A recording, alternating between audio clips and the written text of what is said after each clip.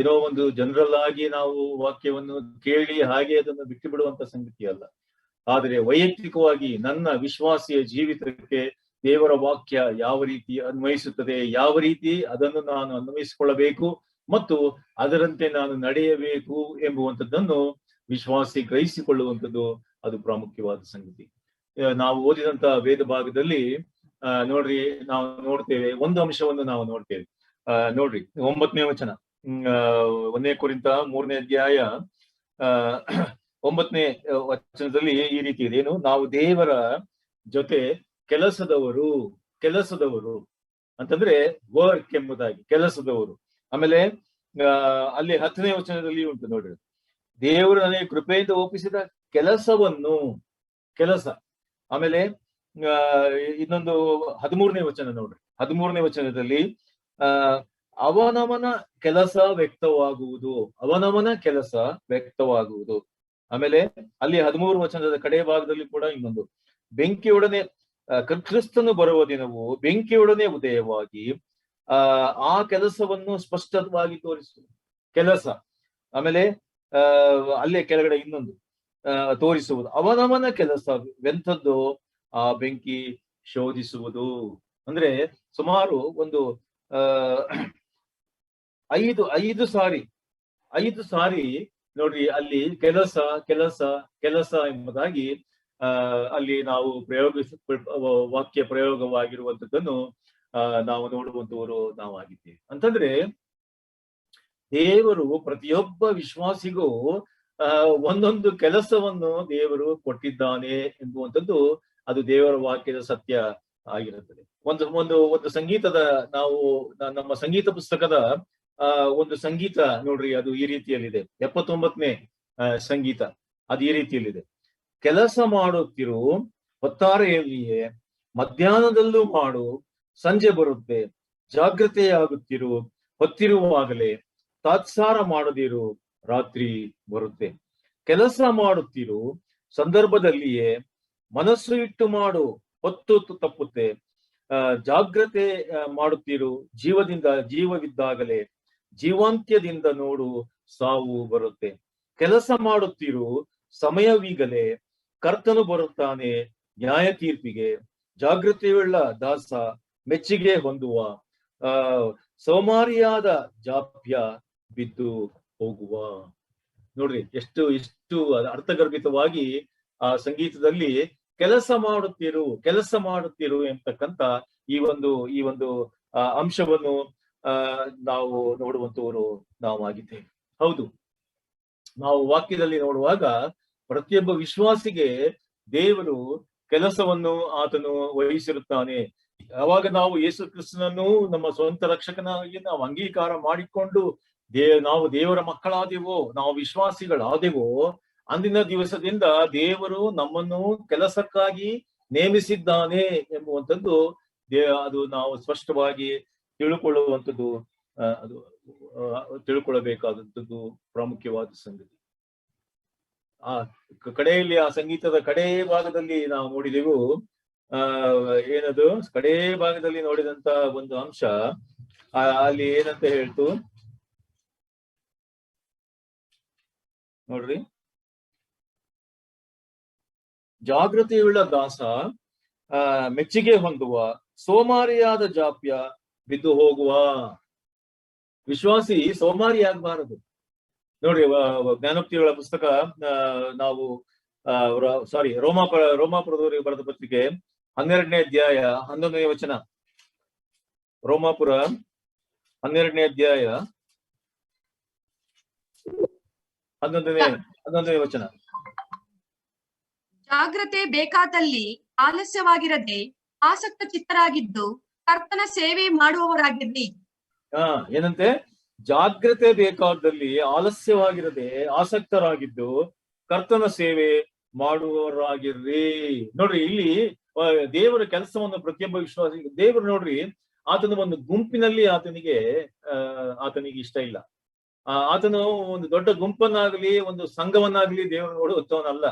ದೇವರು ಯಾವಾಗಲೂ ವ್ಯಕ್ತಿಯನ್ನು ನೋಡುವಂತವನಾಗಿದ್ದಾನೆ. ಇಂಡಿವಿಜುವಲ್ ಬಿಲೀವರ್ ಅನ್ನು ದೇವರು ನೋಡುವಂತವನಾಗಿದ್ದಾನೆ.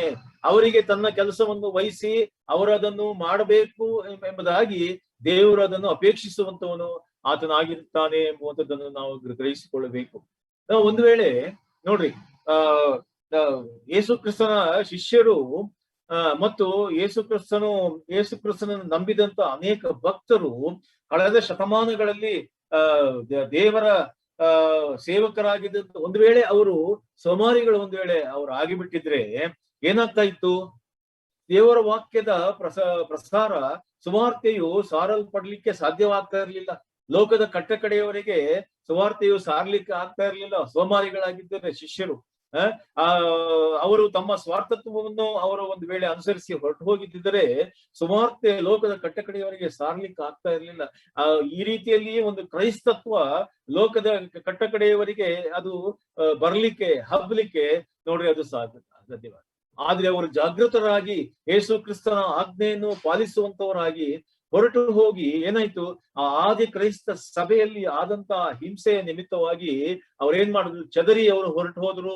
ಅದು ಸುಮ್ಮನಾಗ್ಲಿಲ್ಲ. ಅವರು ಚದರಿ ಹೊರಟು ಹೋಗಿ ಎಲ್ಲಾ ಕಡೆ ಲೋಕದ ಕಟ್ಟಕಡೆಯವರಿಗೆ ಅವರು ಸ್ಥಳಗಳನ್ನು ದೇವರಾತ್ಮನವರು ನಡೆಸಿದ ಪ್ರಕಾರವಾಗಿ ಅವರುಗಳು ಆರಿಸಿಕೊಂಡು ಏನಾಯ್ತು, ಅಲ್ಲಿ ಹೋಗಿ ನೆಲೆಸಿ ಅವರು ಸುವಾರ್ತೆಯನ್ನು ಸಾರಿ ಅನೇಕರನ್ನು ಕ್ರೈಸ್ತರನ್ನಾಗಿ ನೋಡ್ರಿ ಅವರು ಮಾಡಿದರು. ಅನೇಕ ಸಭೆಗಳನ್ನು ಕಟ್ಟಿದರೆಂಬುದಾಗಿ ನಾವು ವಾಕ್ಯದಲ್ಲಿ ನಾವು ನೋಡುವಂತವರು ನಾವು ಆಗಿದ್ದೇವೆ.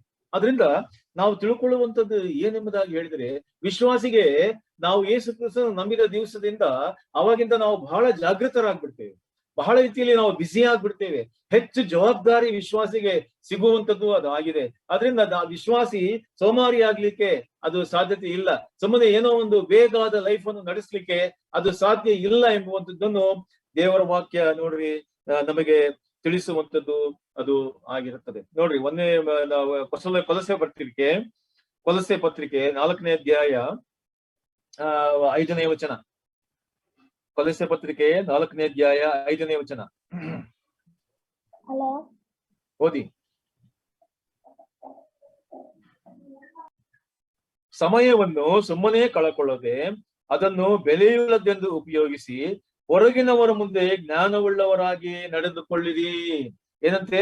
ಸಮಯವನ್ನು ಸುಮ್ಮನೆ ಕಳಕೊಳ್ಳದೆ ಅದನ್ನು ಬೆಲೆಯುಳ್ಳದೆಂದು ಉಪಯೋಗಿಸಿ ಹೊರಗಿನವರ ಮುಂದೆ ಜ್ಞಾನವುಳ್ಳವರಾಗಿ ನೀವು ನಡ್ಕೊಳ್ಳಿರಿ ಎಂಬುವಂಥದ್ದನ್ನು ನೋಡ್ರಿ ನಾವು ವಾಕ್ಯದಲ್ಲಿ ನಾವು ನೋಡ್ತೇವೆ. ಇದು ವಿಶ್ವಾಸಿಗಳಿಗೆ ಹೇಳಿದಂತ ಒಂದು ಅಂಶ ಅದು ಆಗಿರುತ್ತದೆ. ದೇವರು ನಮಗೆ ನೋಡ್ರಿ ಒಂದು ಟೈಮ್ ಬೌಂಡ್ ಪ್ರೋಗ್ರಾಮ್ ಅನ್ನು ನಮಗೆ ಕೊಟ್ಟಿದ್ದಾನೆ, ಒಂದು ಸಮಯವನ್ನು ಕೊಟ್ಟಿದ್ದಾನೆ. ನೋಡ್ರಿ, ನಾವು ಯೇಸು ಕ್ರಿಸ್ತನನ್ನು ನಂಬಿದ ದಿವಸದಿಂದ ಯೇಸು ಕ್ರಿಸ್ತನು ಈ ಲೋಕಕ್ಕೆ ಆತನು ಮಧ್ಯಾಕಾಶಕ್ಕೆ ಬರುವ ದಿವಸದವರೆಗೆ ವಿಶ್ವಾಸಿಗೆ ಸಮಯ ಇದೆ. ಆ ಸಮಯವನ್ನು ನೋಡ್ರಿ ನಾವು ಕರ್ತನಿಗಾಗಿ ಉಪಯೋಗಿಸುವಂತದ್ದು ಪ್ರಾಮುಖ್ಯವಾದ ಅಂಶವಾಗಿದೆ. ಅದಕ್ಕೆ ಪೌಲನು ಹೇಳ್ತಾ ಇದ್ದಾನೆ, ಸಮಯವನ್ನು ಸುಮ್ಮನೆ ನೀವು ಕಳಕೊಳ್ಬೇಡ್ರಿ, ಅದನ್ನು ಉಪಯೋಗಿಸಿಕೊಳ್ಳಬೇಕು ನಾವು. ಕರ್ತನು ನನ್ನನ್ನು ಯಾವ ಕೆಲಸಕ್ಕೆ ಕರ್ತನು ನನ್ನನ್ನು ನೇಮಿಸಿದ್ದಾನೆ, ಯಾವ ಒಂದು ಅಸೈನ್ಮೆಂಟ್ ಅನ್ನು ಕರ್ತನು ನನಗೆ ಕೊಟ್ಟಿದ್ದಾನೆ, ಯಾವ ಸೇವೆಯನ್ನು ಕೊಟ್ಟಿದ್ದಾನೆ, ಯಾವ ಕ್ಷೇತ್ರದಲ್ಲಿ ನಾನು ಕಾರ್ಯ ಮಾಡಬೇಕು, ಕೆಲಸ ಮಾಡಬೇಕು, ಸೇವೆ ಮಾಡಬೇಕು ಎಂಬುದಾಗಿ ನನ್ನನ್ನು ಕರೆದಿದ್ದಾನೆ ಎಂಬುವಂಥದ್ದನ್ನು ವಿಶ್ವಾಸಿ ಸ್ಪಷ್ಟವಾಗಿ ನೋಡ್ರಿ ಆತನು ಅರಿತುಕೊಳ್ಳುವಂಥದ್ದು ಅದು ಪ್ರಾಮುಖ್ಯವಾದ ಸಂಗತಿ ಅದು ಆಗಿದೆ. ಏನಾಯ್ತು, ಹಿಂದಿನ ಕಾಲದಲ್ಲಿ ಆವಾಗ ಬಸ್ಸು ಕಾರು ಎಲ್ಲ ಇರ್ಲಿಲ್ಲ. ಆಗ ಹಾರ್ಸ್ ಡ್ರಾನ್ ಕೋಚಸ್ ಎಂಬುದಾಗಿ ಇತ್ತು. ಆ ಹಾರ್ಸ್ ಡ್ರಾನ್ ಕೋಚಸ್ ನಲ್ಲಿ ಆ ಗಾಡಿಗಳಲ್ಲಿ ಅದರಲ್ಲಿ first class, second class, third class ಇತ್ತು. ಆಗ ಹೊರಡುವಾಗ ಎಲ್ಲರೂ ಅವರವರ ತರಗತಿಯಲ್ಲಿ ಅವರು ಕೂತ್ಕೊಳ್ತಾ ಇದ್ರು. First class, second class, third class. ಆಗ ಗಾಡಿ ಅದು ಮುಂದೆ ಹೋಗುವಾಗ ಎಲ್ಲರೂ ಸಂತೋಷವಾಗಿ ಪ್ರಯಾಣ ಮಾಡ್ತಾ ಇದ್ರು.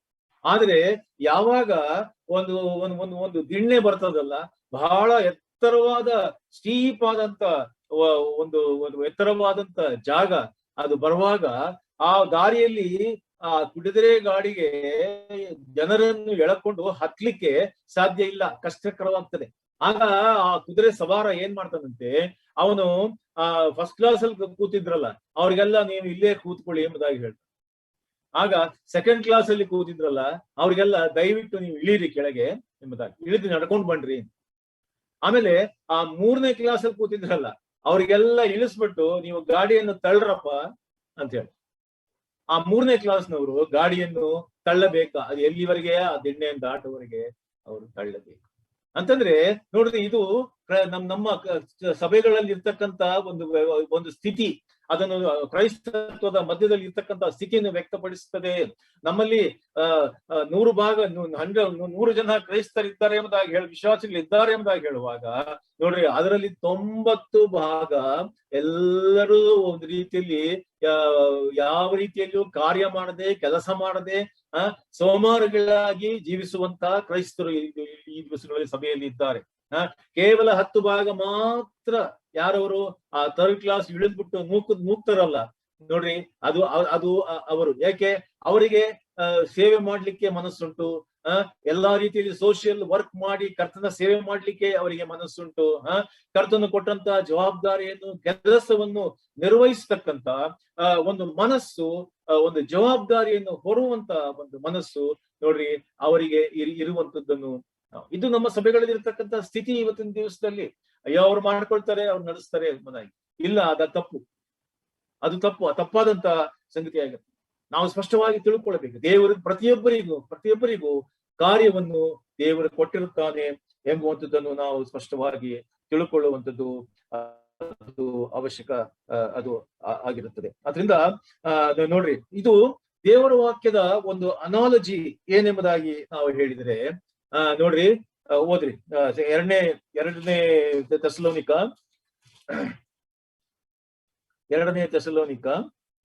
3:10. ಇದಲ್ಲದೆ ನಾವು ನಿಮ್ಮ ಸಂಗಡ ಇದ್ದಾಗ ಕೆಲಸ ಮಾಡಲೊಲ್ಲದವನು ಊಟ ಮಾಡಬಾರದೆಂದು ನಿಮಗೆ ಆಜ್ಞಾಪಿಸಿದ್ದೇವಷ್ಟೇ.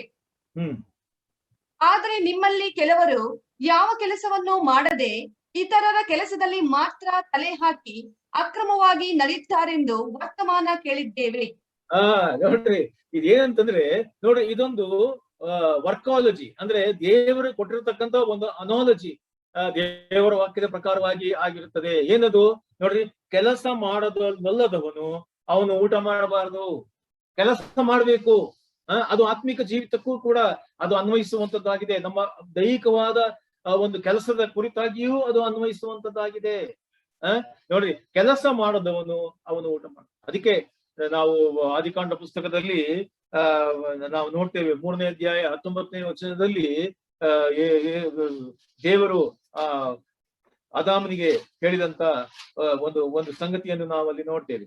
ಏನ್ ಹೇಳಿದೆ ದೇವರು ಅಲ್ಲಿ 3:19ರಲ್ಲಿ, ಆದಿಕಾಂಡ 3:19ರಲ್ಲಿ, ನೀನು ತಿರುಗಿ ಮಣ್ಣಿಗೆ ಸೇರುವ ತನಕ ಬೆವರಿಡುತ್ತಾ ಬೇಕಾದ ಆಹಾರವನ್ನು ಸಂಪಾದಿಸಿಕೊಳ್ಳಬೇಕು. ಅಂತಂದ್ರೆ ನೀನು ಕೆಲಸವನ್ನು ಮಾಡಬೇಕು ಎಂಬುವಂಥದ್ದನ್ನು ಅದು ದೇವರಿಂದ ಬಂದಂತ ಒಂದು ಆಜ್ಞೆ ಅದು ಆಗಿರುತ್ತದೆ.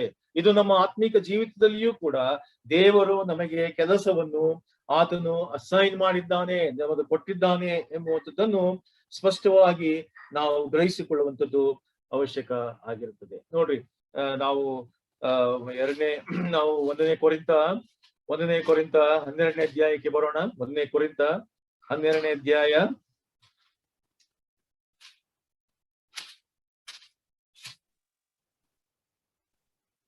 ನೋಡ್ರಿ, ಅಲ್ಲಿ ನೋಡ್ತೇವೆ, ಸರ್ವರಲ್ಲಿಯೂ 6ನೇ ವಚನ, ಸರ್ವರಲ್ಲಿಯೂ ಸರ್ವ ಕಾರ್ಯಗಳನ್ನು ಸಾಧಿಸುವ ದೇವರು ಒಬ್ಬನೇ.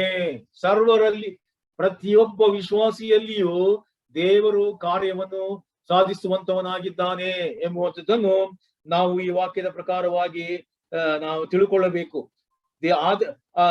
ಅದ್ರ ಪ್ರತಿಯೊಬ್ಬನಲ್ಲಿ ತೋರಿ ಬರುವ ದೇವರಾತ್ಮನ ವರಗಳು ಸರ್ವರ ಪ್ರಯೋಜನಾರ್ಥವಾಗಿ ಕೊಡಲ್ಪಟ್ಟಿವೆ. ನೋಡ್ರಿ, ದೇವರು ನಮಗೆ ವರಗಳನ್ನು ಅನುಗ್ರಹಿಸಿ ನಾವು ಕರ್ತನಿಗೋಸ್ಕರವಾಗಿ ಬೇರೆಯವರ ಪ್ರಯೋಜನಾರ್ಥವಾಗಿ ನಾವು ಕೆಲಸವನ್ನು ಮಾಡಬೇಕು ಎಂಬುದಾಗಿ ನಮಗೆ ಅದನ್ನು ವಹಿಸಿದ್ದಾನೆ ಎಂಬುವಂಥದ್ದನ್ನು ನಾವು ಸ್ಪಷ್ಟವಾಗಿ ತಿಳ್ಕೊಳ್ಳುವಂಥದ್ದು ಅವಶ್ಯಕ ಅದು ಆಗಿರುತ್ತದೆ. ಆದ್ರಿಂದ ಪ್ರಿಯರೇ, ನಾವು ಸೋಮಾರಿಗಳಾಗಿರಬಾರದು. ವಿಶ್ವಾಸಿ ಎಂದೆಂದಿಗೂ ಒಂದು ಡಾರ್ಮೆಂಟ್ಸ್ ಕಂಡೀಷನ್ ಅಲ್ಲಿ ಅವನು ಇರಬಾರದು. ಯಾವಾಗಲೂ ಆಕ್ಟಿವ್ ಆಗಿರಬೇಕು. ಕರ್ತನ ಸೇವೆಯನ್ನು ಯಾವ ರೀತಿ ನಾನು ಮಾಡ್ಲಿಕ್ಕೆ ಸಾಧ್ಯ ಉಂಟು ಎಂಬುದಾಗಿ ಗ್ರಹಿಸಿಕೊಂಡು ಅದಕ್ಕೋಸ್ಕರವಾಗಿ ಯೋಜನೆಗಳನ್ನು ರೂಪಿಸಿಕೊಂಡು ಸೇವೆಯನ್ನು ಮಾಡುವಂಥದ್ದು ಅವಶ್ಯಕ ಅದು ಆಗಿರ್ತದೆ. ಪೌಲನನ್ನು ಯೇಸು ಸ್ವಾಮಿ ಕರೆದಾಗ ಆತನನ್ನು ರಕ್ಷಿಸಿದಾಗ ಅವನಿಗೆ ನೋಡ್ರಿ, ಅವನನ್ನು ನಾನು ಸಾಧನವನ್ನಾಗಿ ಅವನನ್ನು ನಾನು ಉಪಯೋಗಿಸ್ತೇನೆ ಎಂಬುದಾಗಿ ಯೇಸು ಸ್ವಾಮಿ ಹೇಳಿದಂತ ಮಾತನ್ನು ನಾವು ಅದೇ ಪ್ರಕಾರವಾಗಿ ನೋಡ್ರಿ, ಅವನ ಪ್ರಾರಂಭದಿಂದ ಹಿಡಿದು ಅವನ ಅಂತ್ಯದ ಜೀವಿತದವರೆಗೆ ನೋಡ್ರಿ, ಕೆಲಸ ಕೆಲಸ ಕೆಲಸ. ಕರ್ತನಿಗೋಸ್ಕರವಾಗಿ ಮಾಡಿದಂತ ಸೇವಾ ಕೆಲಸಗಳನ್ನು ನಾವು ಗ್ರಹಿಸಿಕೊಳ್ಳುವಂಥದ್ದು ನೋಡ್ರಿ, ಅದು ನಮಗೆ ಉದಾಹರಣೆಯಾಗಿ ಅವುಗಳು ಇರುವಂತವುಗಳು ಅವು ಆಗಿವೆ. ಆದ್ರಿಂದ ನಮ್ಮ ಸಮಯವನ್ನು ನಾವು ವ್ಯರ್ಥ ಮಾಡಿಕೊಳ್ಳಬಾರದು. ನೋಡ್ರಿ, ಜ್ಞಾನೋಕ್ತಿಗಳ ಪುಸ್ತಕ 6ನೇ ಅಧ್ಯಾಯ ಏನ್ ಹೇಳ್ತದಲ್ಲಿ? ಜ್ಞಾನೋಕ್ತಿ ಪುಸ್ತಕ 6ನೇ ಅಧ್ಯಾಯ 6ನೇ ವಚನದಿಂದ ಓದಿಕೊಳ್ಳಬಹುದು. ಸೋಮಾರಿಯೇ, ಇರುವೆಯ ಹತ್ತಿರ ಹೋಗಿ ಅದರ ನಡವಳಿಕೆಯನ್ನು ನೋಡಿ ಜ್ಞಾನವನ್ನು ತಂದುಕೋ. ಅದಕ್ಕೆ ನಾಯಕ, ಅಧಿಕಾರಿ, ಪ್ರಭುಗಳಿಲ್ಲದಿದ್ದರೂ ಸುಗ್ಗಿಯಲ್ಲಿ ತನ್ನ ತಿನಿಯನ್ನು ಕೂಡಿಸಿಡುವುದು, ಕೊಯ್ಲಿನ ಕಾಲದಲ್ಲಿ ತನಗೆ ಬೇಕಾದಷ್ಟು ಆಹಾರವನ್ನು ಸಂಗ್ರಹಿಸಿಟ್ಟುಕೊಳ್ಳುವುದು. ಸೋಮಾರಿಯೇ, ಎಷ್ಟು ಹೊತ್ತು ನಿದ್ರೆಯಿಂದ ಯಾವಾಗ ಎಚ್ಚರಗೊಳ್ಳುವಿ? ಇನ್ನೂ ಸ್ವಲ್ಪ ನಿದ್ದೆ, ಇನ್ನೂ ತುಸು ತೂಕಡಿಕೆ, ಇನ್ನೂ ಕೊಂತ ನಿದ್ದೆಗಾಗಿ ಕೈ ಮುದ್ರಿಕೊಳ್ಳುವೆ ಅಂದುಕೊಳ್ಳುವಿಯಾ? ಬಡತನವು ದಾರಿಗಳನ್ನ ಹಾಗೂ ಕೊರತೆಯು ಪಂಜುಗಳನ್ನಂತೆಯೂ ನಿನ್ನ ಮೇಲೆ ಬೀಳುವವು. ನೋಡ್ರಿ, ಇದು ಸೋಮಾರಿಗೆ ದೇವರ ವಾಕ್ಯ ಕೊಡುವಂತ ಎಚ್ಚರಿಕೆ ಅದು ಆಗಿರುತ್ತದೆ. ನೋಡ್ರಿ, ಆ ಸಣ್ಣ ಇರುವೆ ಅದು ಸುಮ್ಮನೆ ಕೂರೋದಿಲ್ಲ. ಆ ಇರುವೆ ಏನ್ ಮಾಡ್ತದೆ? ತನ್ನ ತಿನಿಸನ್ನು, ತನಗೆ ಬೇಕಾದ ಆಹಾರವನ್ನು ನೋಡ್ರಿ, ಅದು ಯಾವಾಗಲೂ ಅದು ಏನ್ ಮಾಡ್ತದೆ? ಅದಕ್ಕೆ ಯಾರು ಗೈಡೆನ್ಸ್ ಇಲ್ಲ, ಅದಕ್ಕೆ ಯಾರು ಲೀಡರ್ ಇಲ್ಲ, ಅಥವಾ ಯಾರು ಅದನ್ನು ಗೈಡ್ ಮಾಡುವಂತವ್ರಿಲ್ಲ, ಅದಕ್ಕೆ ಯಾರು ಮಾರ್ಗದರ್ಶನ ನೀಡುವಂತವ್ರಿಲ್ಲ. ಅದೇನ್ ಮಾಡ್ತದೆ? ತಾನು ತನ್ನ ಮುಂದಿನ ಈ ಜೀವಿತಕ್ಕೋಸ್ಕರವಾಗಿ ಅದೇನ್ ಮಾಡ್ತದೆ? ತನ್ನ ತೀನಿಯನ್ನು ಕೂಡಿಸಿಡುವುದು, ಕೊಯ್ಲಿ ಕಾಲದಲ್ಲಿ ತನಗೆ ಬೇಕಾದಷ್ಟು ಆಹಾರವನ್ನು ಸಂಗ್ರಹಿಸಿ ಅದು ಇಟ್ಟುಕೊಳ್ಳುವುದು, ಅದು ಕೆಲಸ ಮಾಡ್ತದೆ. ಯಾಕೆ? ಅದಕ್ಕೆ ಫೋರ್ ಥಾಟ್ ಉಂಟು, ಮುಂದೆ ಏನಾಗ್ತದೋ ಎಂಬುದಾಗಿ. ಆದ್ರಿಂದ ನೋಡ್ರಿ, ಆ ಇರುವೆಯನ್ನು ನೋಡಿ ಬುದ್ಧಿಯನ್ನು ನೀವು ಕಲಿತುಕೊಳ್ಳಿ. ಇರುವೆಯ ಹತ್ತಿರ ಹೋಗಿ ಅದರ ನಡವಳಿಕೆಯನ್ನು ನೋಡಿ ಜ್ಞಾನವನ್ನು ನೀವು ತಂದುಕೊಳ್ಳಿ. ಬೇರೆ ನೋಡಿ, ದೇವರ ವಾಕ್ಯ ಇನ್ನು ಬೇರೆ ಕಡೆ ಸ್ಪಷ್ಟವಾಗಿ ಹೇಳಿದೆ. ಪ್ರಾಣಿಗಳ ಕುರಿತಾಗಿ ಮಾತಾಡಿದೆ. ಪ್ರಾಣಿಗಳು ಯಾವ ರೀತಿ ಅವು ದೇವರ ಆ ಮಾರ್ಗವನ್ನು ಅನುಸರಿಸುತ್ತವೆ ತಮ್ಮ ಜೀವಿತಕ್ಕೋಸ್ಕರವಾಗಿ ಎಂಬುದಾಗಿ ವಾಕ್ಯವು ನಮಗೆ ತಿಳಿಸುವಂಥದ್ದು ಅದ. ಆದ್ರಿಂದ ಪ್ರಿಯರೇ, ನಮ್ಮ ಜೀವಿತ ಅದು ಕೆಲಸಕ್ಕೆ ಬಾರದಂತ ಜೀವಿತ ಆಗಬಾರದು. ನಾವು ಕರ್ತನು ನಮಗೆ ಕೊಟ್ಟಿರ್ತಕ್ಕಂತ ಕೆಲಸವನ್ನು ನಾವು ಗ್ರಹಿಸಿಕೊಂಡವರಾಗಿ ಕರ್ತನಿಗೋಸ್ಕರವಾಗಿ ನಾವು ಸೇವೆ ಮಾಡುವಂಥದ್ದು ನೋಡ್ರಿ, ಅದು ಬಹಳ ಅವಶ್ಯಕವಾಗಿರುತ್ತದೆ ಎಂಬುದನ್ನು ನಮ್ಮ ರಕ್ಷಕನಾದ ಯೇಸು ಕ್ರಿಸ್ತನು ಮಾಡಿದ್ದೇನು ನೋಡ್ರಿ. ಆತನು ಸ್ವತಃ ಈ ಲೋಕಕ್ಕೆ ಬಂದಾಗ ಆತನು ಸುಮ್ಮನೆ ಕೂರ್ಲಿಲ್ಲ. ಆತನು ಪ್ರತಿ ದಿವಸ ರಾತ್ರಿ ಹಗಲು ಏನ್ ಮಾಡಿದ ನೋಡ್ರಿ, ಆತನು ಪ್ರಾರ್ಥನೆ ಮಾಡುವುದಲ್ಲದೆ ಆತನು ಹಳ್ಳಿಗಳಿಗೆ ಹೋಗಿ ನೋಡ್ರಿ ಸುವಾರ್ತೆಯನ್ನು ಸಾರಿದನು. ಈ ಸ್ಥಳಕ್ಕೆ ಇನ್ನೂ ಹೋಗಿಲ್ಲ, ಇನ್ನೊಂದು ಸ್ಥಳಕ್ಕೆ ಹೋಗ್ಬೇಕು, ಅಲ್ಲಿ ಹೋಗ್ಬೇಕು, ನಾನು ಇಲ್ಲಿ ಹೋಗ್ಬೇಕು, ಅವರಿಗೆ ಸುವಾರ್ತೆಯನ್ನು ತಿಳಿಸ್ಬೇಕು, ಅವರನ್ನು ದೇವರ ಕಡೆಗೆ ತಿರುಗಿಸಬೇಕು ಎಂಬಂತ ಆ ಒಂದು ಭಾರದೊಡನೆ ನೋಡ್ರಿ ಯೇಸುಸ್ವಾಮಿ ಆತನು ಕೆಲಸ ಮಾಡಿದನು ಎಂಬುದಾಗಿ ನಾವು ನೋಡ್ತೀವಿ. ಮತ್ತು ಆತನು ಮಾಡಿದ್ದೇನು? ತನ್ನ ಶಿಷ್ಯರನ್ನು ಆತನು ಹುರಿದುಂಬಿಸಿ ಆತನೇನ್ ಮಾಡಿದನು? ಇಬ್ಬಿಬ್ಬರಾಗಿ ಆತನು ಕೆಲಸ ಮಾಡ್ಲಿಕ್ಕಾಗಿ, ಸೇವೆ ಮಾಡ್ಲಿಕ್ಕಾಗಿ ಆತನು ಕಳಿಸಿಕೊಟ್ಟನು ಎಂಬುದಾಗಿ.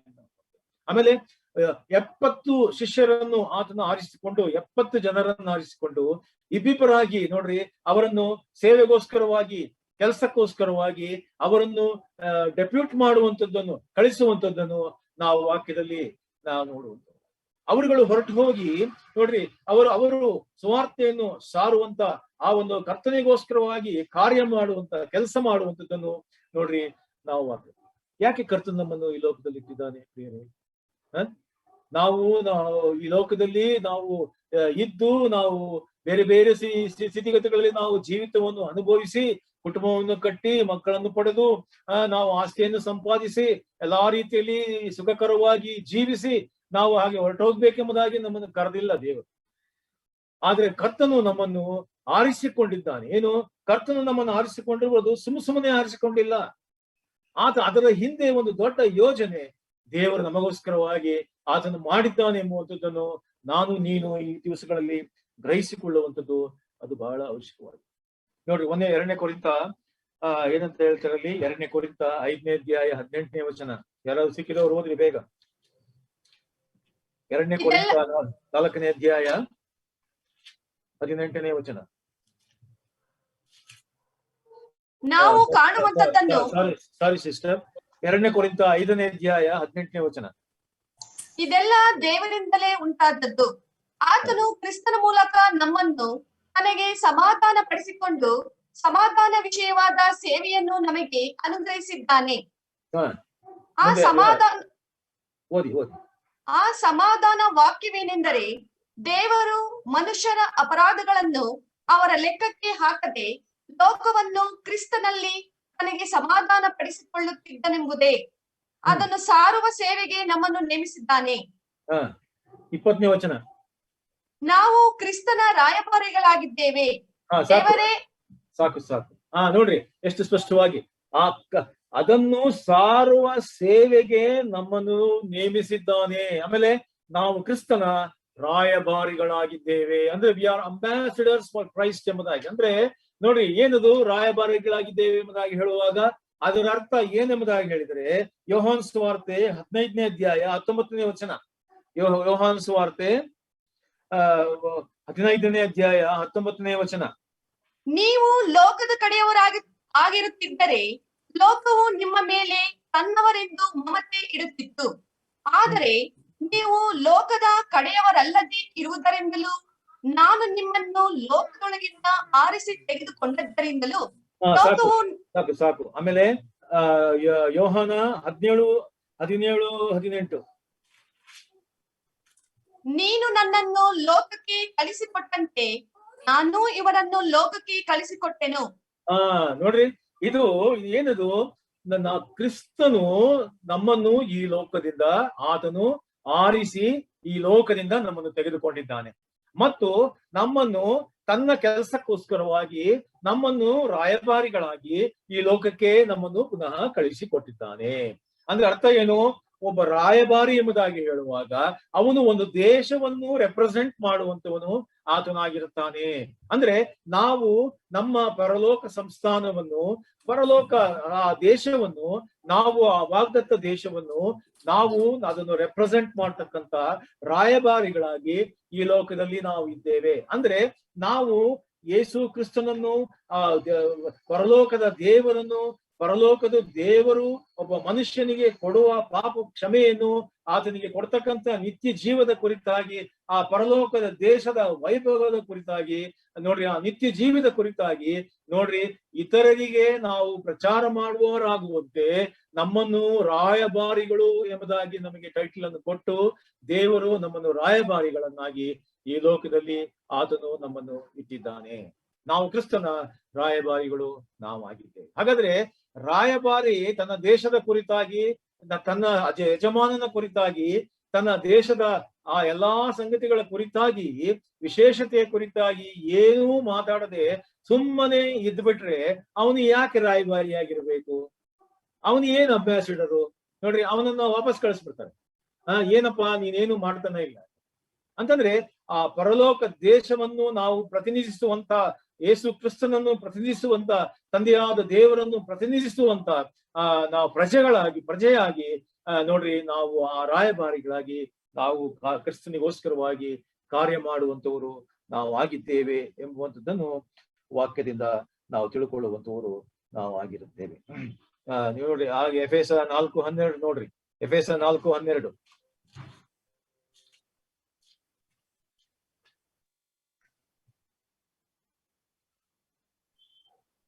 ಕ್ರಿಸ್ತನ ಪರಿಪೂರ್ಣತೆ ಎಂಬ ಪ್ರಮಾಣವನ್ನು ಮುಟ್ಟುವ ತನಕ ದೇವಜನರನ್ನು ಯೋಗ್ಯ ಸ್ಥಿತಿಗೆ ತರುವ ಕೆಲಸಕ್ಕೋಸ್ಕರವೂ ಸಭೆಯ ಸೇವೆಗೋಸ್ಕರವೂ ಕ್ರಿಸ್ತನ ದೇಹವು ಅಭಿವೃದ್ಧಿಯಾಗುವುದಕ್ಕೋಸ್ಕರವೂ ಆತನು ಇವರನ್ನು ಅನುಗ್ರಹಿಸಿದನು.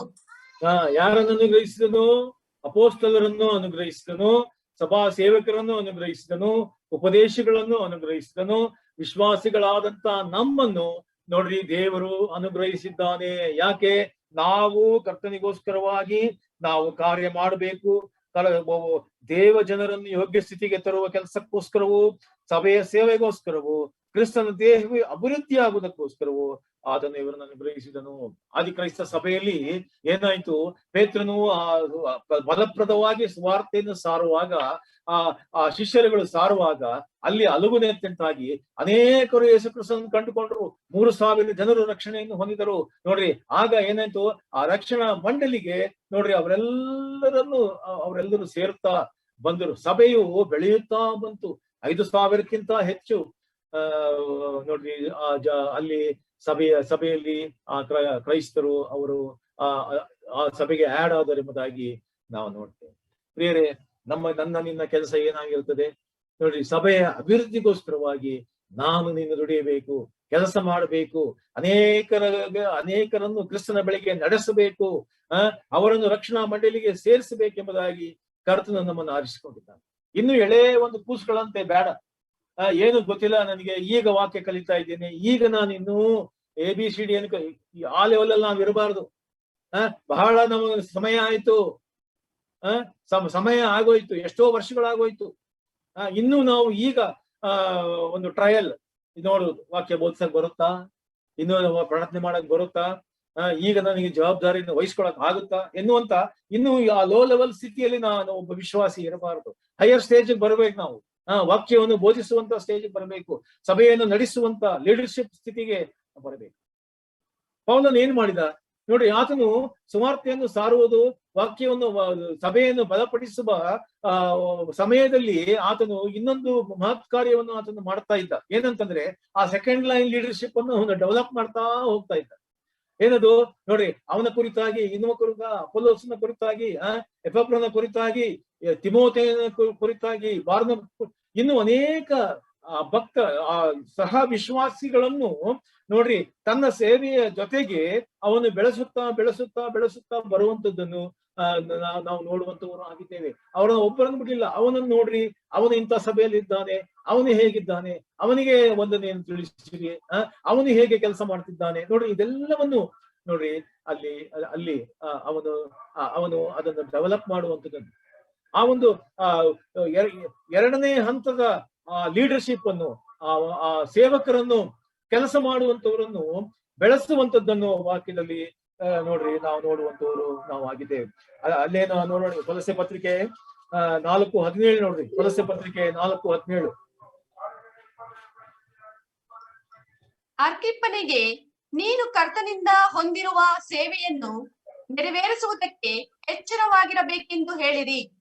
ನೋಡ್ರಿ, ಪೌಲನು ಹೇಳ್ತಾ ಇರ್ತಕ್ಕಂಥ ಮಾತು ಏನದು, ಅರ್ಕಿಪ್ಪನಿಗೆ ನೀನು ಕರ್ತನಿಂದ ಹೊಂದಿರುವ ಸೇವೆಯನ್ನು ನೆರವೇರಿಸುವುದಕ್ಕೆ ಎಚ್ಚರವಾಗಿರಬೇಕೆಂದು ಹೇಳಿರಿ. ನೋಡ್ರಿ, ಪೌಲನು ಜ್ಞಾಪಕ ಮಾಡ್ತಿದ್ದಾನೆ, ಕರ್ತನು ನಿನಗಿಂತ ಕೆಲಸವನ್ನು ವಹಿಸಿದ್ದಾನೆ, ಕರ್ತನು ನಿನಗಿಂತ ಸೇವೆಯನ್ನು ಕೊಟ್ಟಿದ್ದಾನೆ, ಅದನ್ನು ನೀನು ನೆರವೇರಿಸುವುದಕ್ಕೆ ನೀನು ಕಾರ್ಯ ಮಾಡಬೇಕು, ಎಚ್ಚರವಾಗಿರಬೇಕು, ಅದನ್ನು ಯಾವಾಗಲೂ ಮಾಡುವುದಾಗಿ ನೋಡ್ರಿ ಅವನು ಎಚ್ಚರಿಸ್ತಾ ಇದ್ದ. ಹೌದು, ಇದೆಷ್ಟೋ ಅಗತ್ಯವಾದಂತ ಸಂಗತಿ ಆಗಿದೆ. ಸಭೆಯಲ್ಲಿ ಯಾವ ವಿಶ್ವಾಸಿಯನ್ನು ನಾವು ಹಾಗೆ ಸುಮ್ಮನೆ ಬಿಡುವಂತದ್ದು ಸಾಧ್ಯ ಇಲ್ಲ. ಪ್ರತಿಯೊಬ್ಬ ವಿಶ್ವಾಸಿಗೂ ಒಂದು ದೇವರು ಕೊಟ್ಟಿರ್ತಕ್ಕಂತಹ ಒಂದು ಅಸೈನ್ಮೆಂಟ್ ಉಂಟು, ಕೆಲಸ ಉಂಟು. ಆದ್ರಿಂದ ಪ್ರತಿಯೊಬ್ಬ ವಿಶ್ವಾಸಿಯು ಕೂಡ ಅದನ್ನು ಗ್ರಹಿಸಿಕೊಳ್ಳಬೇಕು, ಕಾರ್ಯಾಸ್ಪದನಾಗಬೇಕೆಂಬುವಂಥದ್ದನ್ನು. ಅದು ಸುವಾರ್ತೆ ಸಾರುವುದಿರ್ಬೋದು, ಸಭೆಯಲ್ಲಿ ಕಾರ್ಯಗಳನ್ನು ಮಾಡುವಂತಿರ್ಬೋದು, ಸಭಾ ಸೇವೆ ಇರ್ಬೋದು, ಅದು ಸಭೆಯ ಒಂದು ಲೀಡರ್ಶಿಪ್ ಇರ್ಬೋದು, ಮತ್ತು ಸಭಾ ಸೇವೆ ಇರ್ಬೋದು, ಮತ್ತು ಒಂದು ವೇಳೆ ಹಾಡುಗಾರಿಕೆ ಇರ್ಬೋದು, ಅಥವಾ ಪ್ರಾರ್ಥನೆ ನಡೆಸುವಂಥದ್ದು ಇರ್ಬೋದು, ಇನ್ನು ಅನೇಕ ಸಂಗತಿಗಳು, ಸಂಡೇ ಸ್ಕೂಲ್ ಇರ್ಬೋದು, ಯವನಸ್ಥರ ಕೂಟ ಇರ್ಬೋದು, ಅಥವಾ ಬೇರೆ ಇನ್ಯಾವುದೇ ಸಭಾ ಸೇವೆ, ಸಭಾ ಕಾರ್ಯಗಳು ಇರ್ಬೋದು. ಅದರಲ್ಲಿ ನೋಡ್ರಿ, ಪ್ರತಿಯೊಬ್ಬ ವಿಶ್ವಾಸಿಯು ತನ್ನ ಕೈಯನ್ನು ಜೋಡಿಸುವಂಥದ್ದು, ತಾನು ಜವಾಬ್ದಾರಿಯನ್ನು ಹೊರುವಂಥದ್ದು ನೋಡಿ, ಅದು ಬಹಳ ಅವಶ್ಯಕವಾದಂತ ಸಂಗತಿಯಾಗಿದೆ ಎಂಬುವಂಥದ್ದನ್ನು ನಾವು ಗ್ರಹಿಸಿಕೊಳ್ಳುವಂಥದ್ದು ಅವಶ್ಯಕ. ಪ್ರಿಯರೇ, ನಾವು ಅದನ್ನು ಸ್ಪಷ್ಟವಾಗಿ ಈ ದಿವಸದಲ್ಲಿ ನಾವು ಗ್ರಹಿಸಿಕೊಂಡು ನಾವು ಕಾರ್ಯಾಸ್ಪದರಾಗುವಂಥದ್ದು, ಕಾರ್ಯಾಸ್ಪದರಾಗುವಂಥದ್ದು ಅದು ಬಹಳ ಅಗತ್ಯವಾಗಿದೆ ಎಂಬುವಂಥದ್ದನ್ನು ನಾವು ತಿಳ್ಕೊಳ್ಳಬೇಕು. ಗಲಾತ್ಯ ಪತ್ರಿಕೆ 6ನೇ ಅಧ್ಯಾಯ, ಗಲಾತ್ಯ ಪತ್ರಿಕೆ 6ನೇ ಅಧ್ಯಾಯ 4-5. ಪ್ರತಿಯೊಬ್ಬನು ತಾನು ಮಾಡಿದ ಕೆಲಸವನ್ನು ಪರಿಶೋಧಿಸಲಿ, ಆಗ ಅವನು ತನ್ನ ನಿಮಿತ್ತದಿಂದ ಹೆಚ್ಚಳ ಪಡುವುದಕ್ಕೆ ಆಸ್ಪದವಾಗುವುದೇ ಹೊರತು ಮತ್ತೊಬ್ಬರ ನಿಮಿತ್ತದಿಂದಾಗುವುದಿಲ್ಲ. ಯಾಕೆಂದರೆ ಪ್ರತಿಯೊಬ್ಬನು ಸ್ವಂತ ಹೊರೆಯನ್ನು ಹೊತ್ತುಕೊಳ್ಳಲಿ. ಏನಂತೆ ನೋಡ್ರಿ, ಇದು ಬೇರೆಯವ್ರ ಸೇವೆಯನ್ನು ಅವ್ರು ಮಾಡಿದ್ರಲ್ಲಿ ನೀನು ಹೊಗಳಿಕೊಳ್ಳುವಂತ ಸಂಗತಿ ಏನಿಲ್ಲ. ವೈಯಕ್ತಿಕವಾಗಿ ಒಬ್ಬ ವಿಶ್ವಾಸಿ, ಒಬ್ಬ ಸೇವಕನು ತಾನು ಮಾಡಿದ ವಿಚಾರದಲ್ಲಿ ನಾವು ಹೆಚ್ಚಳ ಪಡುವಂತ ಸಂಗತಿ ಏನಿಲ್ಲ. ಆದ್ರೆ ಏನ್ ಮಾಡ್ಬೇಕಂತೆ ನಾವೇನ್ ಮಾಡ್ಬೇಕು? ಪ್ರತಿಯೊಬ್ಬನು ಸ್ವಂತ ಹೊರೆಯನ್ನು ಹೊತ್ತುಕೊಳ್ಬೇಕು. ಸ್ವಂತ ಹೊರೆಯನ್ನು ನಾವು ಹೊತ್ತುಕೊಳ್ಬೇಕು. ಸ್ವಂತವಾಗಿ ನಾನು ಕರ್ತನಿಗೋಸ್ಕರವಾಗಿ ಕಾರ್ಯ ಮಾಡ್ಬೇಕೆಂಬುದಾಗಿ ವಾಕ್ಯ ನೋಡ್ರಿ ನಮ್ಮನ್ನು ಎಚ್ಚರಿಸುವಂತದ್ದು ಅದು ಆಗಿರುತ್ತದೆ. ಇಬ್ರಿಯ 13:21. ಇಬ್ರಿಯ 13:21.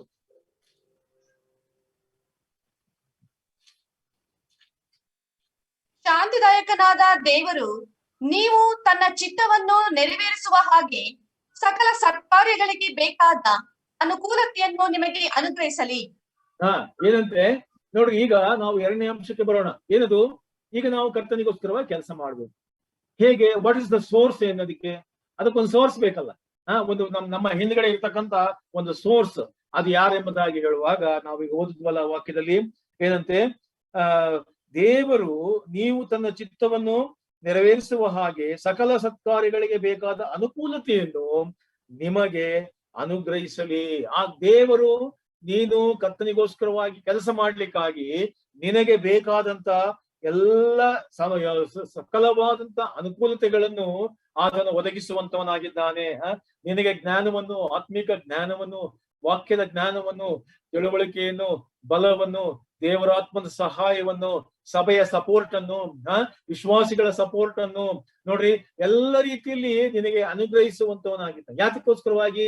ನೀನು ಕರ್ತನಿಗೋಸ್ಕರವಾಗಿ ಕಾರ್ಯ ಮಾಡ್ಬೇಕೆಂಬುದಾಗಿ ಆತನು ಅಪೇಕ್ಷಿಸುವಂತವನು ಆತನಾಗಿರ್ತಾನೆ. ಹಾಗಾದ್ರೆ what are the sources that are available ಎಂಬುದಾಗಿ ನಾವು ನೋಡುವಾಗ ದೇವರು ನಮಗೆ ಅನುಗ್ರಹಿಸುವಂತವನು ಆತನಾಗಿ. ಫಿಲಿಪ್ಪಿ 2:13 ನೋಡ್ರಿ. ಫಿಲಿಪ್ಪಿ 2:13. ಫಿಲಿಪ್ಪಿ 2:13. ಯಾಕೆಂದರೆ ದೇವರೇ ತನ್ನ ಸೂಚಿತ್ತವನ್ನು ನೆರವೇರಿಸಬೇಕೆಂದು ನಿಮ್ಮಲ್ಲಿ ಉದ್ದೇಶವನ್ನು, ಪ್ರಯತ್ನವನ್ನು ಉಂಟು ಮಾಡುವವನಾಗಿದ್ದಾನೆ. ಏನಂದ್ರೆ ದೇವರು ತನ್ನ ಸುಚಿತ್ತವನ್ನು ನೆರವೇರಿಸಬೇಕೆಂಬುದಾಗಿ ಆತನು ಏನ್ ಮಾಡ್ತಾನಂತೆ? ನಮ್ಮಲ್ಲಿ ಏನ್ ಮಾಡ್ತಾನೆ? ತನ್ನ ಉದ್ದೇಶವನ್ನು, ಪ್ರಯತ್ನವನ್ನು ಉಂಟು ಮಾಡುವಂತವನು ಆಗಿದ್ದಾನೆ. ಏನದು ಏನದು ಉದ್ದೇಶ? ನೀನು ಕೆಲಸ ಮಾಡ್ಲಿಕ್ಕೆ ಒಂದು ಉದ್ದೇಶವನ್ನು ದೇವರು ಕೊಡುವಂತವನಾಗಿದ್ದಾನೆ. ನಿನ್ನಲ್ಲಿ ಮತ್ತು ಉದ್ದೇಶವನ್ನು, ಪ್ರಯತ್ನವನ್ನು ಉಂಟು ಮಾಡ್ತಾನೆ. ಉದ್ದೇಶ ನಿನ್ನಿದ್ದರೆ ನೀನು ಪ್ರಯತ್ನ ಮಾಡ್ಲಿಕ್ಕೆ ಸಾಧ್ಯ ಉಂಟು. ನಿನ್ನಲ್ಲಿ ಒಂದು ಗುರಿ ಎಂಬುದಾಗಿ ಇರುವುದಾದರೆ ನೀನು ಪ್ರಯತ್ನ ಮಾಡ್ಲಿಕ್ಕೆ ಸಾಧ್ಯ ಉಂಟು, ಅದನ್ನು ಸಾಧಿಸ್ಲಿಕ್ಕೆ ಸಾಧ್ಯ ಉಂಟು. ಇದನ್ನು ದೇವರಾತ್ಮನ ಮುಖಾಂತರವಾಗಿ ನಿನ್ನಲ್ಲಿ ಆತನು ಪ್ರೇರೇಪಣೆಯನ್ನು ಆತನು ನೀಡುವಂತವನು ಆತನು ಆಗಿದ್ದಾನೆ. ನಾವೀಗ ಓದಿದ್ವಲ್ಲ ಇಬ್ರಿಯ ಪತ್ರಿಕೆಯಲ್ಲಿ, ಏನದು? ಆತನು ದೇವರು ನಿನ್ನ ಕರ್ತನ ಸೇವೆಯನ್ನು ಮಾಡ್ಲಿಕ್ಕಾಗಿ ನಿನಗೆ ಎಲ್ಲಾ ರೀತಿಯ ಅನುಕೂಲತೆಯನ್ನು ಆತನು ಒದಗಿಸುವಂತವನು ಆತನಾಗಿದ್ದಾನೆ ಎಂಬುದಾಗಿ ವಾಕ್ಯದಲ್ಲಿ ನಾವು ಸ್ಪಷ್ಟವಾಗಿ ನೋಡುವಂತವರು ನಾವು ಆಗಿದ್ದೇವೆ. ಅಲ್ಲೇ ನಾವು 1ನೇ ಕೊರಿಂಥದಲ್ಲಿ ನಾವು ನೋಡಿದ್ವಲ್ಲ, ಏನದು? 1ನೇ ಕೊರಿಂಥ 12ರಲ್ಲಿ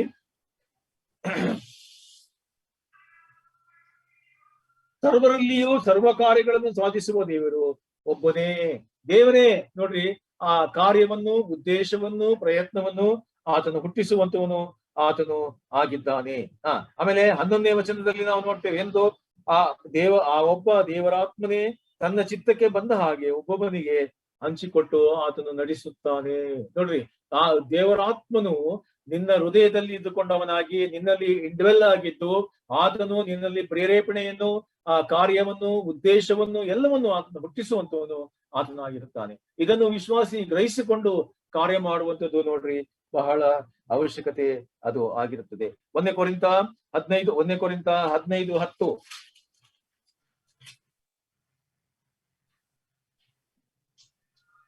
ನಾನು ಎಂತವನಾಗಿದ್ದೇನೋ ದೇವರ ಕೃಪೆಯಿಂದಲೇ ಅಂತವನಾಗಿದ್ದೇನೆ. ನನಗುಂಟಾದ ಆತನ ಕೃಪೆಯು ನಿಷ್ಫಲವಾಗಲಿಲ್ಲ. ನಾನು ಅವರೆಲ್ಲರಿಗಿಂತಲೂ ಹೆಚ್ಚಾಗಿ ಪ್ರಯತ್ನ ಪಟ್ಟೆನು, ಆದರೆ ಪ್ರಯಾಸ ಪಟ್ಟವನು ನಾನಲ್ಲ, ನನ್ನೊಂದಿಗಿರುವ ದೇವರ ಕೃಪೆಯೇ. ನೋಡ್ರಿ, ಇದು ದೇವರ ಕೃಪೆ. ದೇವರ ಕೃಪೆ ನಮ್ಮಲ್ಲಿ ಇರುವುದಾದರೆ ದೇವರ ಕೃಪೆ ಏನ್ ಮಾಡ್ತದೆ? ನಮ್ಮಲ್ಲಿ ಉದ್ದೇಶವನ್ನು, ಪ್ರಯತ್ನವನ್ನು, ಅನುಕೂಲತೆಯನ್ನು ನೋಡ್ರಿ, ನಮಗೆ ಜ್ಞಾನವನ್ನು, ತಿಳುವಳಿಕೆಯನ್ನು, ಕಾರ್ಯರೂಪವನ್ನು, ನಿರೂಪಣೆಯನ್ನು, ಇದೆಲ್ಲವನ್ನು ಕರ್ತನು ನಮಗೆ ಒದಗಿಸುವಂತವನು ಆತನಾಗಿರುತ್ತಾನೆ. ಅದರಿಂದ ನನಗೇನು ಇಲ್ಲಪ್ಪ, ನನಗೇನು ಬರಲ್ಲ, ಟ್ಯಾಲೆಂಟ್ ಇಲ್ಲ ಅಂತ ಯಾವ ವಿಶ್ವಾಸಿ ಹೇಳಲಿಕ್ಕೆ ಸಾಧ್ಯತೆ ಇಲ್ಲ. ಯಾಕೆಂದ್ರೆ ದೇವರಾತ್ಮನು ನಮ್ಮಲ್ಲಿ ಇದ್ದುಕೊಂಡವನಾಗಿ ಇವೆಲ್ಲವುಗಳನ್ನು ಉದ್ಭವಿಸುವಂತವನು ಆತನಾಗಿದ್ದಾನೆ ಎಂಬುವಂಥದ್ದನ್ನು ನಾವು ಗ್ರಹಿಸಿಕೊಳ್ಳುವಂಥದ್ದು ಅವಶ್ಯಕ ಅದು ಆಗಿರುತ್ತದೆ. ಮತ್ತು ಎರಡನೇ ಸೋರ್ಸ್ ಯಾವುದು ನೋಡ್ರಿ, ಫಸ್ಟ್ ಥೆಸಲೋನಿಯನ್ಸ್ 2:13, 1ನೇ ಥೆಸಲೋನಿಕ 2:13. ಹೀಗಿರಲಾಗಿ ನೀವು ದೇವರ ವಾಕ್ಯವನ್ನು ನಮ್ಮಿಂದ ಕೇಳಿದಾಗ ಅದನ್ನು ಮನುಷ್ಯರ ವಾಕ್ಯವೆಂದೆಣಿಸದೆ ದೇವರ ವಾಕ್ಯವೆಂದೇ ತಿಳಿದು ಅಂಗೀಕರಿಸಿದ್ದಕ್ಕಾಗಿ ನಾವಂತೂ ಎಡೆಬಿಡದೆ ದೇವರಿಗೆ ಕೃತಜ್ಞತಾ ಸ್ತುತಿ ಮಾಡುತ್ತೇವೆ. ಆಮೇಲೆ ಮುಂದೆ ಓದಿ. ಅದು ನಿಜವಾಗಿ ದೇವರ ವಾಕ್ಯವೇ, ಅದು ನಂಬುವವರಾದ ನಿಮ್ಮೊಳಗೆ ಬಲವಾಗಿ ಕೆಲಸ ನಡೆಸುತ್ತದೆ. ಏನ್ ಮಾಡ್ತದಂತೆ? ದೇವರ ವಾಕ್ಯ ನಿಮ್ಮೊಳಗೆ ಬಲವಾಗಿ ಅದು ಕೆಲಸ ನಡೆಸುತ್ತದೆ. ನೋಡ್ರಿ, ಇದು ದೇವರ ವಾಕ್ಯ.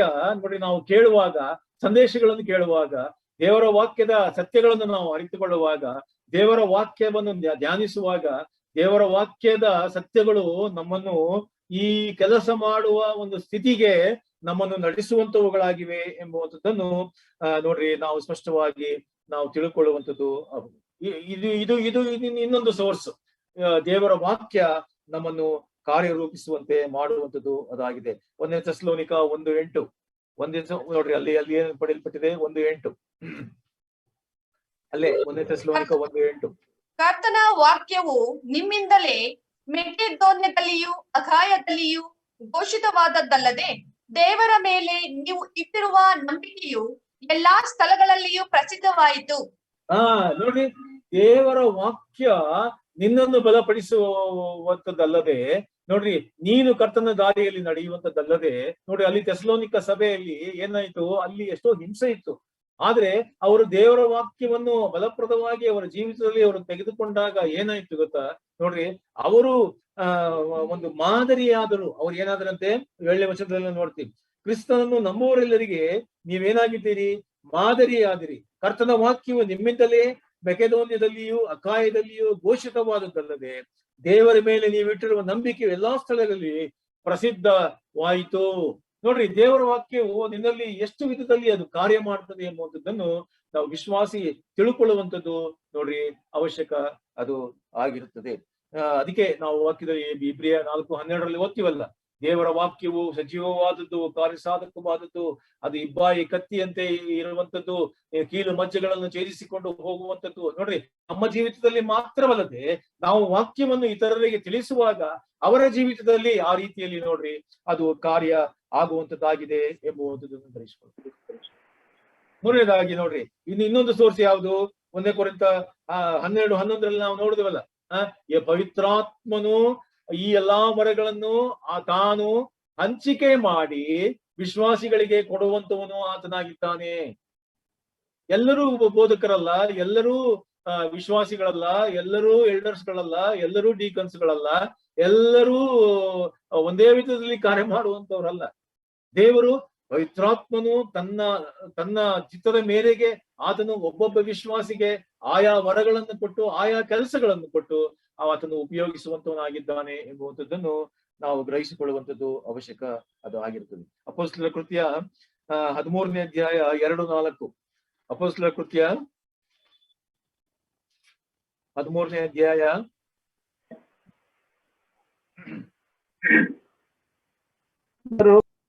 ಓದಿ. 13ನೇ ಅಧ್ಯಾಯ 2ನೇ ವಚನ 2ನೇ ವಚನದಿಂದ.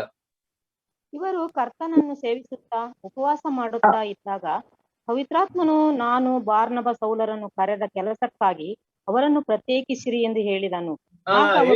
ನೋಡಿ, ಪವಿತ್ರಾತ್ಮನು ಏನ್ ಮಾಡಿದ?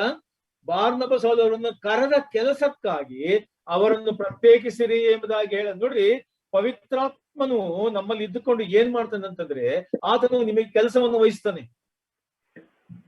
ನೀವು ಆ ಪವಿತ್ರಾತ್ಮನ ಅನುಸರಿಸಿ ನಡೆಯುವಾಗ, ಪ್ರಾರ್ಥನೆಯಲ್ಲಿ, ದೇವರ ವಾಕ್ಯದ ಅಡಿಯಲ್ಲಿ ನಮ್ಮನ್ನು ನಾವು ಪರಿಶೋಧಿಸಿಕೊಂಡು ಆ ವಾಕ್ಯದ ಆ ಒಂದು ಮೆಡಿಟೇಷನ್ ಅಲ್ಲಿ ನಾವು ಮುಂದೆ ಹೋಗುವಾಗ ದೇವರು ನಮಗೆ ದಾರಿಯನ್ನು ತೋರಿಸ್ತಾನೆ. ಏನದು? ಪವಿತ್ರಾತ್ಮನ ಏನ್ ಮಾಡ್ದ? ಬಾರ್ನಬ ಸೌಲರನ್ನು ಒಂದು ಪ್ರತ್ಯೇಕವಾದ ಕೆಲಸಕ್ಕಾಗಿ ಅವರನ್ನು ಪ್ರತ್ಯೇಕಿಸಿರಿ ಎಂಬುದಾಗಿ ಕರೆದ. ಆ ಕೆಲಸಕ್ಕಾಗಿ ಅವರನ್ನು ಕಳಿಸಿದ್ದ, ಅವರಿಗೆ ಅಸೈನ್ ಮಾಡಿದ ಆ ಕೆಲಸವನ್ನು. ಒಂದು ವೇಳೆ ನಿನಗೆ ಕೊಟ್ಟ ಕೆಲಸವನ್ನು ನನಗೆ ಕೊಡಕ್ಕೆ ಒಂದ್ ವೇಳೆ ಪವಿತ್ರಾತ್ಮನ ಕೊಡದೇ ಇರ್ಬೋದು. ನಿನಗೆ ಕೊಡುವಂತ ಒಂದು ದರ್ಶನ ನನಗಾಗ್ಬೋದು. ಆದ್ರಿಂದ ಪವಿತ್ರಾತ್ಮನು ಪ್ರತಿಯೊಬ್ಬ ವಿಶ್ವಾಸಿಯಲ್ಲಿ ಇಂಡಿವಿಜುವಲ್ ಆಗಿ ಆತನು ಕಾರ್ಯ ಮಾಡಿ ಕಾರ್ಯರೂಪಕ್ಕೆ ತರುವಂತವನಾಗಿದ್ದಾನೆ ಎಂಬುವಂಥದ್ದನ್ನು ವಿಶ್ವಾಸಿಯು ಅರಿತುಕೊಳ್ಳುವಂಥದ್ದು ಅವಶ್ಯಕವಾಗಿದೆ. ಅದೇ ರೀತಿ ನಾವು ಫಿಲಿಪ್ಪನನ್ನು ನೋಡುವಾಗ, ಸುವಾರ್ತಕನಾದಂತ ಫಿಲಿಪ್ಪನು ಆತನು ಎಲ್ಲೋ ಇದ್ದ, ಕರ್ತನಿಗೆ ಅವನ ಅವೈಲಬಿಲಿಟಿ ಇತ್ತು.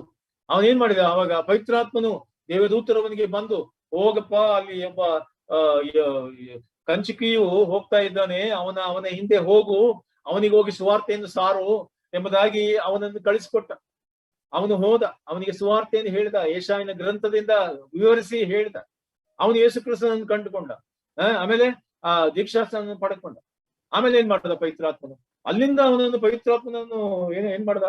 ಪವಿತ್ರಾತ್ಮನ ನಡೆಸಿಕೊಂಡು ಹೋಗಿ, ಎತ್ಕೊಂಡು ಹೋಗಿ ಆ ಜ್ಯೋತಿನ ಆ ಸ್ಥಳದಲ್ಲಿ ಇನ್ನೊಂದು ಕಡೆ ಸುವಾರ್ತೆಯನ್ನು ಸಾರಲಿಕ್ಕೆ ಅವನ ಫಿಲಿಪ್ಪನನ್ನು ನಡೆಸಿದ. ಆದ್ರಿಂದ ಒಬ್ಬ ವಿಶ್ವಾಸಿ ನಾವು ಸ್ಪಷ್ಟವಾಗಿ ಗ್ರಹಿಸಿಕೊಳ್ಬೇಕು.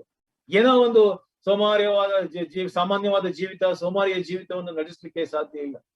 ನಮ್ಮನ್ನು ಯಾವಾಗಲೂ ಕರ್ತನು ನಮಗೆ ಕೆಲಸವನ್ನು, ಕಾರ್ಯವನ್ನು ಕೊಡುವಂತವನು ಆತನಾಗಿದ್ದಾನೆ. ಅದನ್ನು ನಾವು ಶಿರಸ ವಹಿಸಿ ನಂಬಿಗಸ್ತರಾಗಿ ಕೆಲಸ ಮಾಡುವಂಥದ್ದು ಅದು ಅವಶ್ಯಕವಾಗಿದೆ. ಅದು ಸುವಾರ್ತೆ ನಾನು ಹೇಳಿದಾಗಲೇ ವಿಧ ವಿಧವಾದಂತ ಸೇವೆ ಗಳನ್ನು ಕರ್ತನು ನಮಗೆ ಕೊಟ್ಟಿದ್ದಾನೆ. ಇವೆಲ್ಲವುಗಳನ್ನು ನಾವು ಗ್ರಹಿಸಿಕೊಂಡವರಾಗಿ ಕರ್ತನಿಂದ ಉಪಯೋಗಿಸಲು ನಾವು ಪಡುವುದಾದರೆ ಕರ್ತನು ನಮ್ಮನ್ನು ಉತ್ತಮ ಬಳಕೆಗೆ ನಮ್ಮನ್ನು ಉಪಯೋಗಿಸುವಂತವನು ಆತನಾಗಿದ್ದಾನೆ. ಮತ್ತು ಆಮೇಲೆ ಇನ್ನೊಂದು ಸೋರ್ಸ್ ಯಾವುದು ನೋಡಿ, ಗಲಾತ್ಯ 5:6. ಗಲಾತ್ಯ 5:6. ಕ್ರಿಸ್ತ ಯೇಸುವಿನಲ್ಲಿರುವವರಿಗೆ ಸುನ್ನತಿಯಾದರೂ ಪ್ರಯೋಜನವಿಲ್ಲ, ಆಗದಿದ್ದರೂ ಪ್ರಯೋಜನವಿಲ್ಲ. ಪ್ರೀತಿಯಿಂದ ಕೆಲಸ ನಡೆಸುವ ನಂಬಿಕೆಯಿಂದಲೇ ಪ್ರಯೋಜನವಾಗಿದೆ. ಏನಂತೆ ನೋಡ್ರಿ, ಬೇರೆ ಇನ್ಯಾವ ಸಾಂಪ್ರದಾಯಿಕವಾದ ಸಂಗತಿಗಳ ಅವಶ್ಯಕತೆ ಇಲ್ಲ. ಪ್ರೀತಿಯಿಂದ ಕೆಲಸ ನಡೆಸುವ ನಂಬಿಕೆಯಿಂದಲೇ ಪ್ರಯೋಜನವಾಗಿದೆ. ನೋಡ್ರಿ, ನಂಬಿಕೆ ನಮ್ಮಲ್ಲಿ ಇರುವುದಾದರೆ ಆ ನಂಬಿಕೆ ಅದು ಏನ್ ಮಾಡ್ತದೆ ಎಂಬುದಾಗಿ ಹೇಳುವಾಗ ಅದು ಕಾರ್ಯ ಮಾಡುವಂತದ್ದಾಗಿ.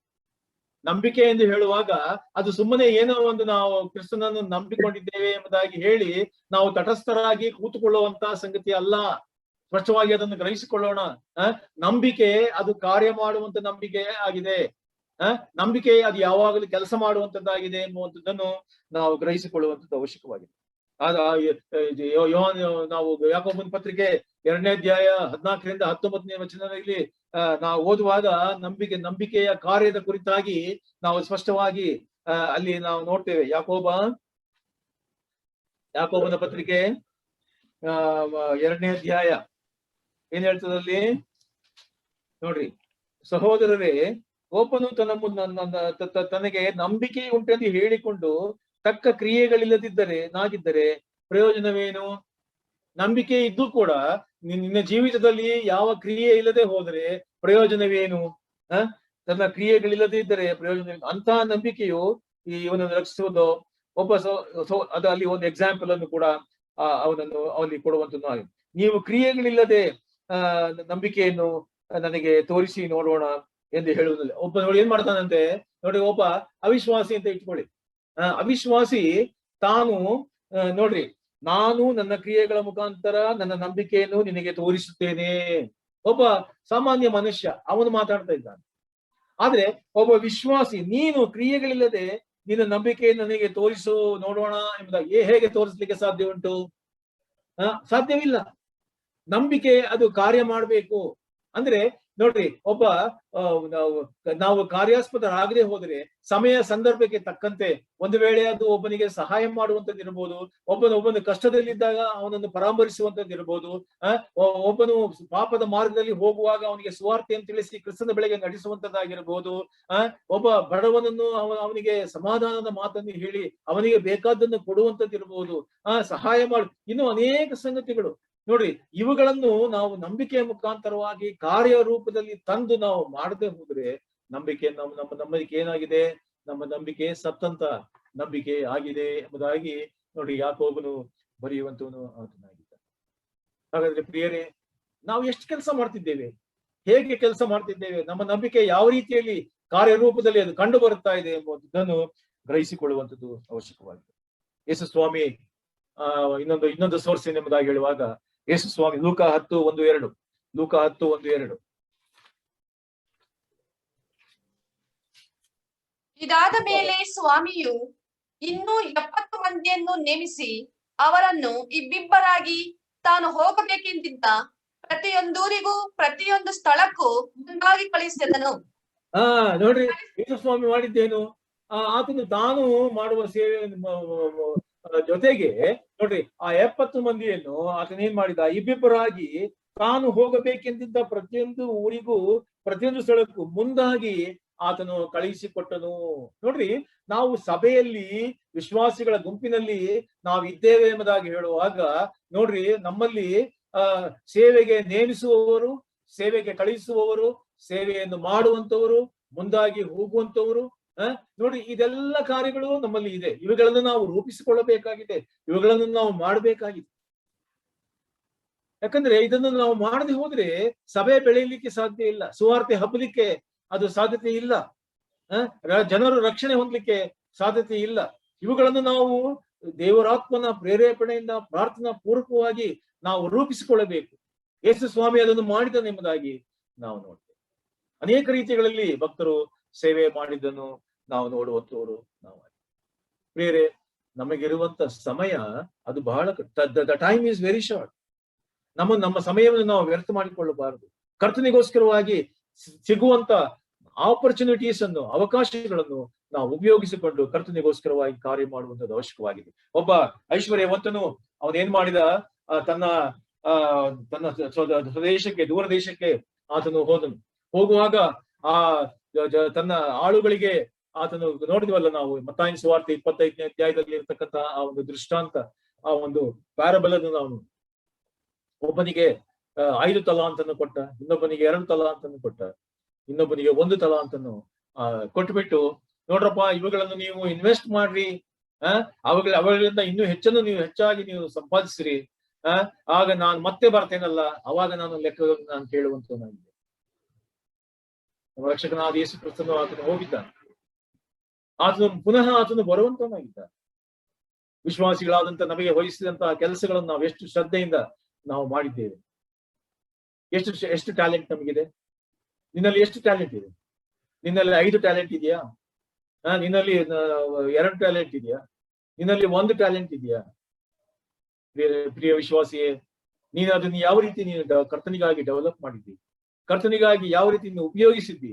ಕರ್ತನಿಗಾಗಿ ನೀನು ಯಾವ ರೀತಿ ಕಾರ್ಯ ಸಾಧಿಸಿದ್ದಿ ಎಂಬುವಂಥದ್ದು ಪ್ರಾಮುಖ್ಯವಾದ ಸಂಗತಿ ಅದು ಆಗಿರ್ತದೆ. ನೋಡ್ರಿ, ಇಲ್ಲಿ ಮತ್ತಾಯನ ಸುವಾರ್ತೆ 25ನೇ ಅಧ್ಯಾಯ ಅದಲ್ಲಿ ಯೇಸು ಸ್ವಾಮಿ ಅಲ್ಲಿ ಹೇಳ್ತಕ್ಕಂಥ ಆ ಮಾತಿನೆಂಬುದಾಗಿ ಹೇಳಿದ್ರೆ, ಆ 5 ಸಂಪಾದಿಸಿದವನಿಗೂ ಹೇಳಿದಂತ ಮಾತು ಮತ್ತು 2 ಸಂಪಾದಿಸಿದವನಿಗೆ ಹೇಳಿದಂತ ಮಾತು, ಅವನು ಬಲ ನಂಬಿಗಸ್ತನಾದ ಒಳ್ಳೆಯ ಆಳು, ನೀನು ಸ್ವಲ್ಪ ಕೆಲಸದಲ್ಲಿ ನಂಬಿಗಸ್ತನಾಗಿದ್ದಿ, ದೊಡ್ಡ ಕೆಲಸದಲ್ಲಿ ನಿನ್ನನ್ನು ಇಡುತ್ತೇನೆ, ನಿನ್ನ ದಣಿಯ ಸೌಭಾಗ್ಯದಲ್ಲಿ ಸೇರುವಂತವನು ನೀನು ಆಗು.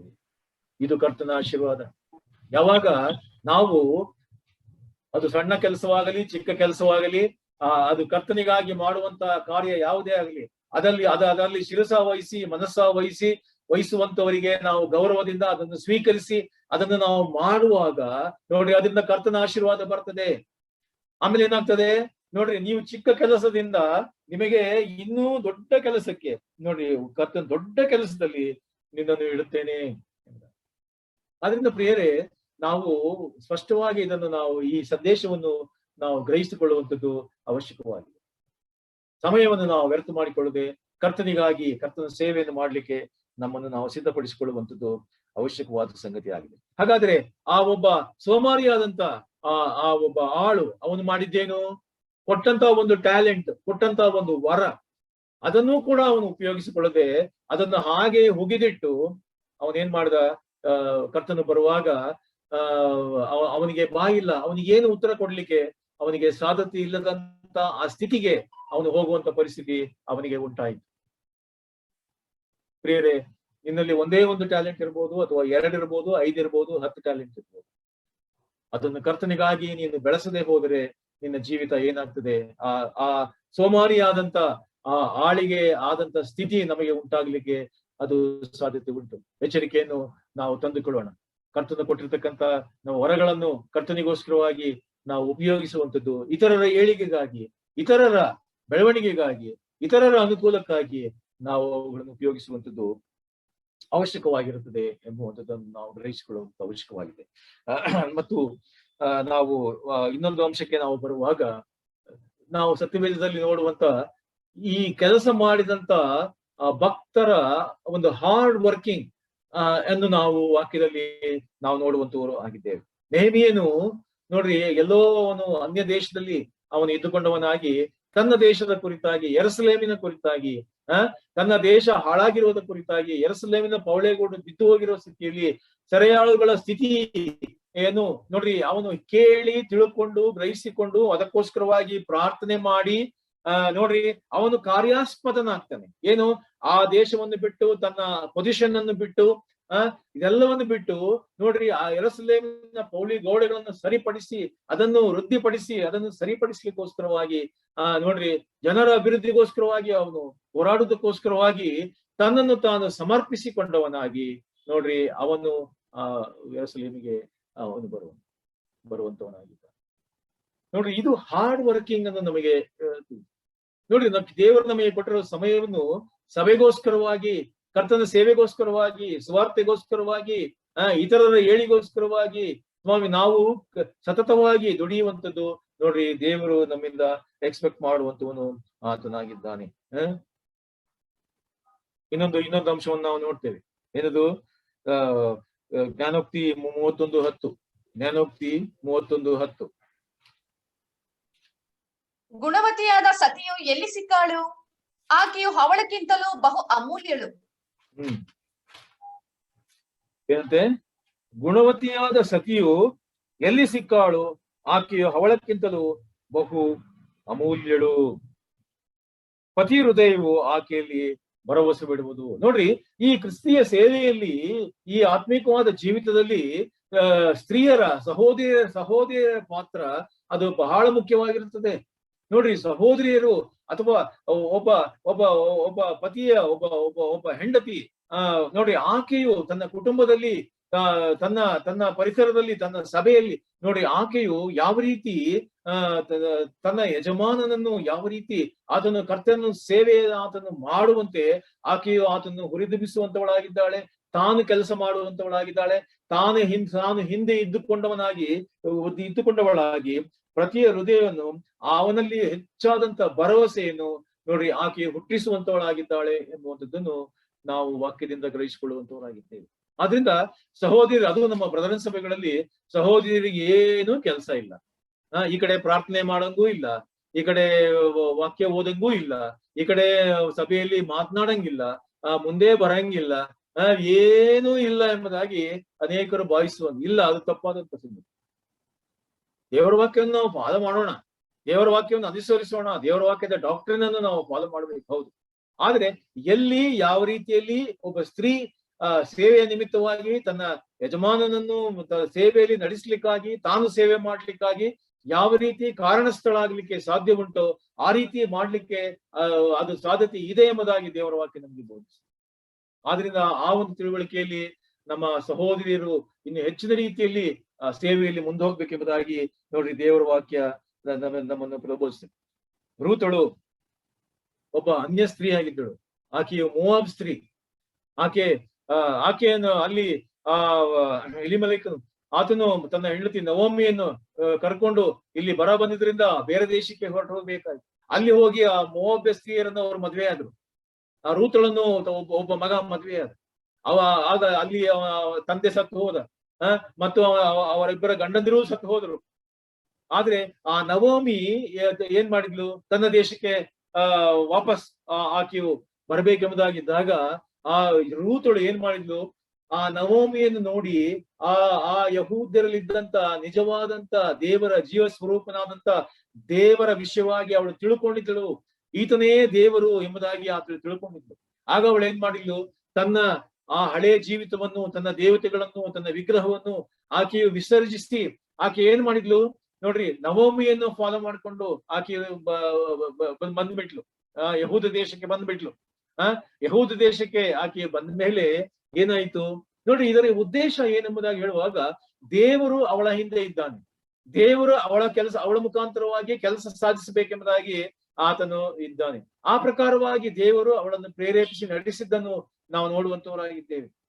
ಆ ಬೋವಜನ ಎಂಬತಕ್ಕಂತ ಅವರ ಆ ಸಂಬಂಧಿಕನ ಹೊಲದಲ್ಲಿ ಆಕೆಯು ಕೆಲಸ ಮಾಡುವಂತೆ ಆಕೆಯನ್ನು ಪ್ರೇರೇಪಿಸಿ ಅಲ್ಲಿ ಹೋಗಿ ಆಕೆಯು ಕೆಲಸ ಮಾಡುವಂಥದ್ದು ಮತ್ತು ಅವನನ್ನು ಸಂಧಿಸುವಂಥದ್ದು, ದೇವರು ಮುಂದೆ ಇಟ್ಟಿರ್ತಕ್ಕಂಥ ಯೋಜನೆ ಕುರಿತಾಗಿ ಇವಳು ಈಗಲೇ ಕೆಲಸ ಮಾಡಿ ಅಲ್ಲಿ ಕಾರ್ಯ ಸಾಧಿಸುವಂಥದ್ದನ್ನು ನಾವು ನೋಡ್ತೇವೆ. ಅಲ್ಲೇನಾಯ್ತು, ಕಡೆಗೆ ಆ ಬೋವಜನನ್ನು ಆಕೆಯು ಮದುವೆ ಆಗುವಂತ ಪರಿಸ್ಥಿತಿ ಬಂತು. ಯಾಕೆ ಇವೆಲ್ಲ ಆಗ್ಬೇಕಾಗಿತ್ತು? ಒಬ್ಬ ಮೋವಾಬ್ ಸ್ತ್ರೀಯನ್ನು ಯಾಕೆ ಕರ್ತನ ಈ ರೀತಿಯಲ್ಲಿ ಉಪಯೋಗಿಸಬೇಕಾಗಿತ್ತು? ನೋಡಿ, ಇದು ಕರ್ತನ ಮಾಡುವಂತ ಕಾರ್ಯ. ಒಬ್ಬ ವಿಶ್ವಾಸಿಯನ್ನು ದೇವರು ಕರೆದು, ಅನ್ಯರಾಗಿದ್ದ ನಮ್ಮನ್ನು ಕರೆದು ತನ್ನ ಮಕ್ಕಳನ್ನಾಗಿ ಮಾರ್ಪಡಿಸಿ, ನಮ್ಮನ್ನು ತನ್ನ ಸೇವಕರನ್ನಾಗಿ ಮಾರ್ಪಡಿಸಿ, ನಮ್ಮಲ್ಲಿ ಜ್ಞಾನವನ್ನು ತುಂಬಿ, ನಮಗೆ ದೇವರಾತ್ಮನನ್ನು ಕೊಟ್ಟು ನಮ್ಮನ್ನು ಆತನು ಪ್ರತ್ಯೇಕವಾದ ಕಾರ್ಯಕ್ಕಾಗಿ ಉಪಯೋಗಿಸಬೇಕೆಂಬುದಾಗಿ, ಮುಂದೆ ತನ್ನ ಕಾರ್ಯವನ್ನು ಸಾಧಿಸಬೇಕೆಂಬುದಾಗಿ ಆತನು ನಮ್ಮನ್ನು ಕರೆದಿದ್ದಾನೆ. ಆ ರೂತಳು ಯಾವುದಕ್ಕೆ ಕಾರಣಸ್ಥಳಾದ್ಲು? ಏನಾಯ್ತು, ಆ ಬೋವಜನ ರೂತಳು ಮದುವೆಯಾದದ್ರಿಂದ ಏನಾಯ್ತು, ಒಬೇದನು ಆತನು ಹುಟ್ಟಿದನು. ಆ ಒಬೇದನ ಮುಖಾಂತರವಾಗಿ ಇಷಯನು ಹುಟ್ಟಿದನು. ಆ ಇಷಯನ ಮುಖಾಂತರವಾಗಿ ಯಾರು ಹುಟ್ಟಿದ್ರು? ದಾವೀದನು ಹುಟ್ಟಿದನು. ಆ ದಾವೀದನ ವಂಶಾವಳಿಯಲ್ಲಿ ಯೇಸು ಕ್ರಿಸ್ತನು ಬಂದನು. ಒಂದು ವಿಧದಲ್ಲಿ ನೋಡ್ರಿ, ಆ ರೂತಳು ನೋಡ್ರಿ, ಜನರಿಗೆ ದೇವರು ತರುವಂತ ರಕ್ಷಣೆಗೆ ಆಕೆಯು ಕಾರಣಸ್ಥಳ ಅಲ್ಲವಾ ಪ್ರಿಯರೇ? ನಾನು ನೀನು ಕರ್ತನಿಗೋಸ್ಕರವಾಗಿ ಕಾರ್ಯ ಮಾಡುವಂಥದ್ದು ಅದೇನಾಗಿದೆ? ದೇವರ ಮುನ್ಸೂಚನೆ, ದೇವರ ಒಂದು ದೇವರು ನಮಗೆ ಕೊಡುವಂತ ದೇವರು ಸಾಧಿಸುವಂತ ಅದು ಅತ್ಯುನ್ನತವಾದಂತ ಯೋಜನೆಯ ಕಾರ್ಯವಾಗಿದೆ. ನಿನ್ನನ್ನು ಉಪಯೋಗಿಸಿ ಎಷ್ಟು ಜನರನ್ನು ರಕ್ಷಿಸಬೇಕೆಂಬುದಾಗಿ ದೇವರು ಕರೆದಿದ್ದಾನೆ. ಯಾರ ಸಂಗಡ ಹೋಗಿ ನೀನು ಸುವಾರ್ತೆಯನ್ನು ಹೇಳಬೇಕೆಂಬುದಾಗಿ ನಿನ್ನನ್ನು ಕರೆದಿದ್ದಾನೆ. ಯಾವ ರೀತಿ ನೀನು ಇದಕ್ಕೆ ಕಾರಣಸ್ಥಳಾಗಬೇಕೆಂಬುದಾಗಿ ಸಹೋದರರನ್ನು ಕರೆದಿದ್ದಾನೆ ಎಂಬುದನ್ನು ನಾವು ಗ್ರಹಿಸಿಕೊಂಡು ಕಾರ್ಯ ಮಾಡುವುದಾದರೆ ದೇವರು ನಮ್ಮನ್ನು ಆಶೀರ್ವದಿಸಿ ಉಪಯೋಗಿಸ್ತಾನೆ ಎಂಬುವಂಥದ್ದು ಸತ್ಯವಾದಂತ ಮಾತಾಗಿದೆ. ಅದೇ ರೀತಿಯಲ್ಲಿ ಅಪೊಸ್ತಲನಾದಂತ ಪೌಲನನ್ನು ಕರ್ತನು ಉಪಯೋಗಿಸಿದನು. ನಾನು ಹಾಗೆ ಮುಂದೆ ಹೋಗ್ತಿದ್ದೇನೆ, ಸಮಯ ಇಲ್ಲದೆ ಇರೋದ್ರಿಂದ ಮುಂದೆ ಹೋಗ್ತಾ ಇದ್ದಾನೆ. ಯೇಸು ಸ್ವಾಮಿ ತನ್ನ ಶಿಷ್ಯರನ್ನು ಉಪಯೋಗಿಸಿದ ರೀತಿಯನ್ನು ನಾವು ನೋಡಿದೆವು. ಕೊಲೊಸ್ಸೆ ಪತ್ರಿಕೆ 4ನೇ ಅಧ್ಯಾಯ 12-13 ನಾವು ಓದುವಾಗ ಆ ಎಫೆಪ್ರ ಎಂಬತಕ್ಕಂತ ಒಬ್ಬ ಸೇವಕನು, ಅವನೇನು ಎಫೆಸದಲ್ಲಿ ಪೌಲನು ಸಾರಿದಂತ ಸುವಾರ್ತೆಯಿಂದ ಯೇಸು ಕ್ರಿಸ್ತನನ್ನು ಕಂಡುಕೊಂಡು ಅವನು ಕೊಲೊಸ್ಸೆ ಪಟ್ಟಣಕ್ಕೆ ಆತನು ಬಂದು ಅಲ್ಲೇನ್ ಮಾಡಿದ? ಸುಮ್ಮನೆ ಕೂರ್ಲಿಲ್ಲ ನೋಡ್ರಿ, ಅವನು ಕೆಲಸ ಮಾಡ್ಲಿಕ್ಕೆ ಪ್ರಾರಂಭ ಮಾಡಿದ. ಎಫೆಪ್ರನು ಅಲ್ಲಿ ಮಾಡಿದಂತ ಸುವಾರ್ಥ ಸೇವೆಯ ನಿಮಿತ್ತವಾಗಿ ಅನೇಕರು ಯೇಸು ಕ್ರಿಸ್ತನನ್ನು ಕಂಡುಕೊಂಡ್ರು. ಅಲ್ಲಿ ಒಂದು ಕೊಲೊಸ್ಸೆಯಲ್ಲಿ ಸಭೆಯ ಒಂದು ಪ್ರಾರಂಭವಾಯಿತು ನೋಡ್ರಿ. ಅಲ್ಲಿ ಇದಕ್ಕೆ ಕಾರಣಸ್ಥರು ಯಾರಾದ್ರು? ಎಫೆಪ್ರನು ಅದಕ್ಕೆ ಕಾರಣಸ್ಥನಾದಂತ. ಪೌಲನು ಅದನ್ನು ಕೊಲೊಸ್ಸೆ ಪತ್ರಿಕೆ 4ನೇ ಅಧ್ಯಾಯ 12-13 ನೋಡ್ರಿ ಅದನ್ನು ವಿವರಿಸುವಂತವನು ಆತನಾಗಿದೆ. ನಾನು ನೀನು ದೇವರ ಮಕ್ಕಳಾಗಿ, ವಿಶ್ವಾಸಿಗಳಾಗಿ ಯಾವುದಕ್ಕೆ ಕಾರಣಸ್ಥರಾಗಿದ್ದೇವೆ ಎಂಬುವಂಥದ್ದನ್ನು ಗ್ರಹಿಸಿಕೊಳ್ಳುವಂಥದ್ದು ಈ ಮಧ್ಯಾಹ್ನದಲ್ಲಿ ಅವಶ್ಯಕತೆ ಅದು ಆಗಿರುತ್ತದೆ ಎಂಬುದನ್ನು ತಿಳ್ಕೊಳ್ಳುವಂಥದ್ದು ಅವಶ್ಯಕವಾಗಿದೆ. ಹಾಗಾದ್ರೆ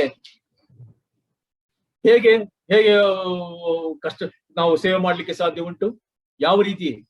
how can you work very hard ಎಂಬುದಾಗಿ ನಾವು ನೋಡುವಾಗ, ಹೃದಯಪೂರ್ವಕವಾಗಿ ಕೆಲಸ ಮಾಡು, ಹೃದಯಪೂರ್ವಕವಾಗಿ ಕೆಲಸ. ನೆಹೆಮೀಯ 4:6 ನಾವು ನೋಡ್ತೇವೆ ಅದನ್ನ. ಆ ನೆಹೆಮೀಯನು ಮಾಡಿದಂತ ಸೇವೆಯಲ್ಲಿ ಅವರು ಹೃದಯಪೂರ್ವಕವಾಗಿ ಮಾಡಿದಂತ ಸೇವೆಯ ಕುರಿತಾಗಿ ನಾವು ನೋಡ್ತೇವೆ. ಮತ್ತು ಎರಡನೇದಾಗಿ work with firm determination, work with all your heart, work with firm determination ಅಂದ್ರೆ ದೃಢ ಸಂಕಲ್ಪದಿಂದ ಸೇವೆ ಕೆಲಸ ಮಾಡುವಂಥದ್ದು ನೋಡ್ರಿ, ಅದು ಅವಶ್ಯಕ, ಅದು ಆಗಿರುತ್ತದೆ. 1 ಕೊರಿಂಥ 15:58 ಒಂದು ವಾಕ್ಯವನ್ನು ಓದಿಕೊಳ್ಳೋಣ. 1 ಕೊರಿಂಥ 15:58. ಆದದರಿಂದ ನನ್ನ ಪ್ರಿಯ ಸಹೋದರರೇ, ಸ್ಥಿರಚಿತ್ತರಾಗಿಯೂ ನಿಶ್ಚಲರಾಗಿಯೂ ಇರ್ರಿ. ನೀವು ಕರ್ತನ ಸೇವೆಯಲ್ಲಿ ಪಡುವ ಪ್ರಯಾಸವು ನಿಷ್ಫಲವಾಗುವುದಿಲ್ಲವೆಂದು ತಿಳಿದು ಕರ್ತನ ಕೆಲಸವನ್ನು ಯಾವಾಗಲೂ ಅತ್ಯಾಸಕ್ತಿಯಿಂದ ಮಾಡುವವರಾಗಿರ್ರಿ. ನೋಡ್ರಿ ಎಷ್ಟು ಸ್ಪಷ್ಟವಾಗಿ ಅಲ್ಲಿ, ಸಹೋದರರೇ ಸ್ಥಿರಚಿತ್ತರಾಗಿಯೂ ನಿಶ್ಚಲರಾಗಿಯೂ ಇರ್ರಿ. ನೀವು ಕರ್ತನ ಸೇವೆಯಲ್ಲಿ ಪಡುವ ಪ್ರಯಾಸವು ನಿಷ್ಫಲವಾಗುವುದಿಲ್ಲವೆಂದು ತಿಳಿದು ಕರ್ತನ ಕೆಲಸವನ್ನು ಯಾವಾಗಲೂ ಅತ್ಯಾಸಕ್ತಿಯಿಂದ ನೀವು ಮಾಡುವವರಾಗಿರ್ರಿ. ಮತ್ತು ಇನ್ನೊಂದು ಅಂಶ ನಾವು ನೋಡ್ತೇವೆ, ವರ್ಕ್ ಫೇತ್ಫುಲಿ, ನಂಬಿಗಸ್ತರಾಗಿ ವಿಶ್ವಾಸಿ ಕೆಲಸ ನಂಬಿಗಸ್ತನಾಗಿ ವಿಶ್ವಾಸಿ ಕೆಲಸ ಮಾಡಬೇಕು. ಮತ್ತು work with the help of god, ದೇವರ ಸಹಾಯದಿಂದ ನೀನು ಸೇವೆ ಮಾಡಬೇಕು. ನೆಹೆಮೀಯನು ಮಾಡಿದಂತ ಸೇವೆಯಲ್ಲಿ ಪ್ರತಿ ಸಂದರ್ಭದಲ್ಲಿಯೂ ಕೂಡ ಅವನು ಕರ್ತನ ಆಶ್ರಯವನ್ನು ಅವನು ಯಾಚಿಸಿ ನೋಡ್ರಿ ಆ ಕೆಲಸಕ್ಕೆ ಕೈ ಹಾಕಿದ್ದನ್ನು ನಾವು ನೋಡುವಂತವರಾಗಿದ್ದೇವೆ. Work as working for the lord. Colossae 3:23 ಒಂದು ವಾಕ್ಯವನ್ನು ಓದ್ಬಿಡ್ರಿ. ಕೊಲೊಸ್ಸೆ 3:23.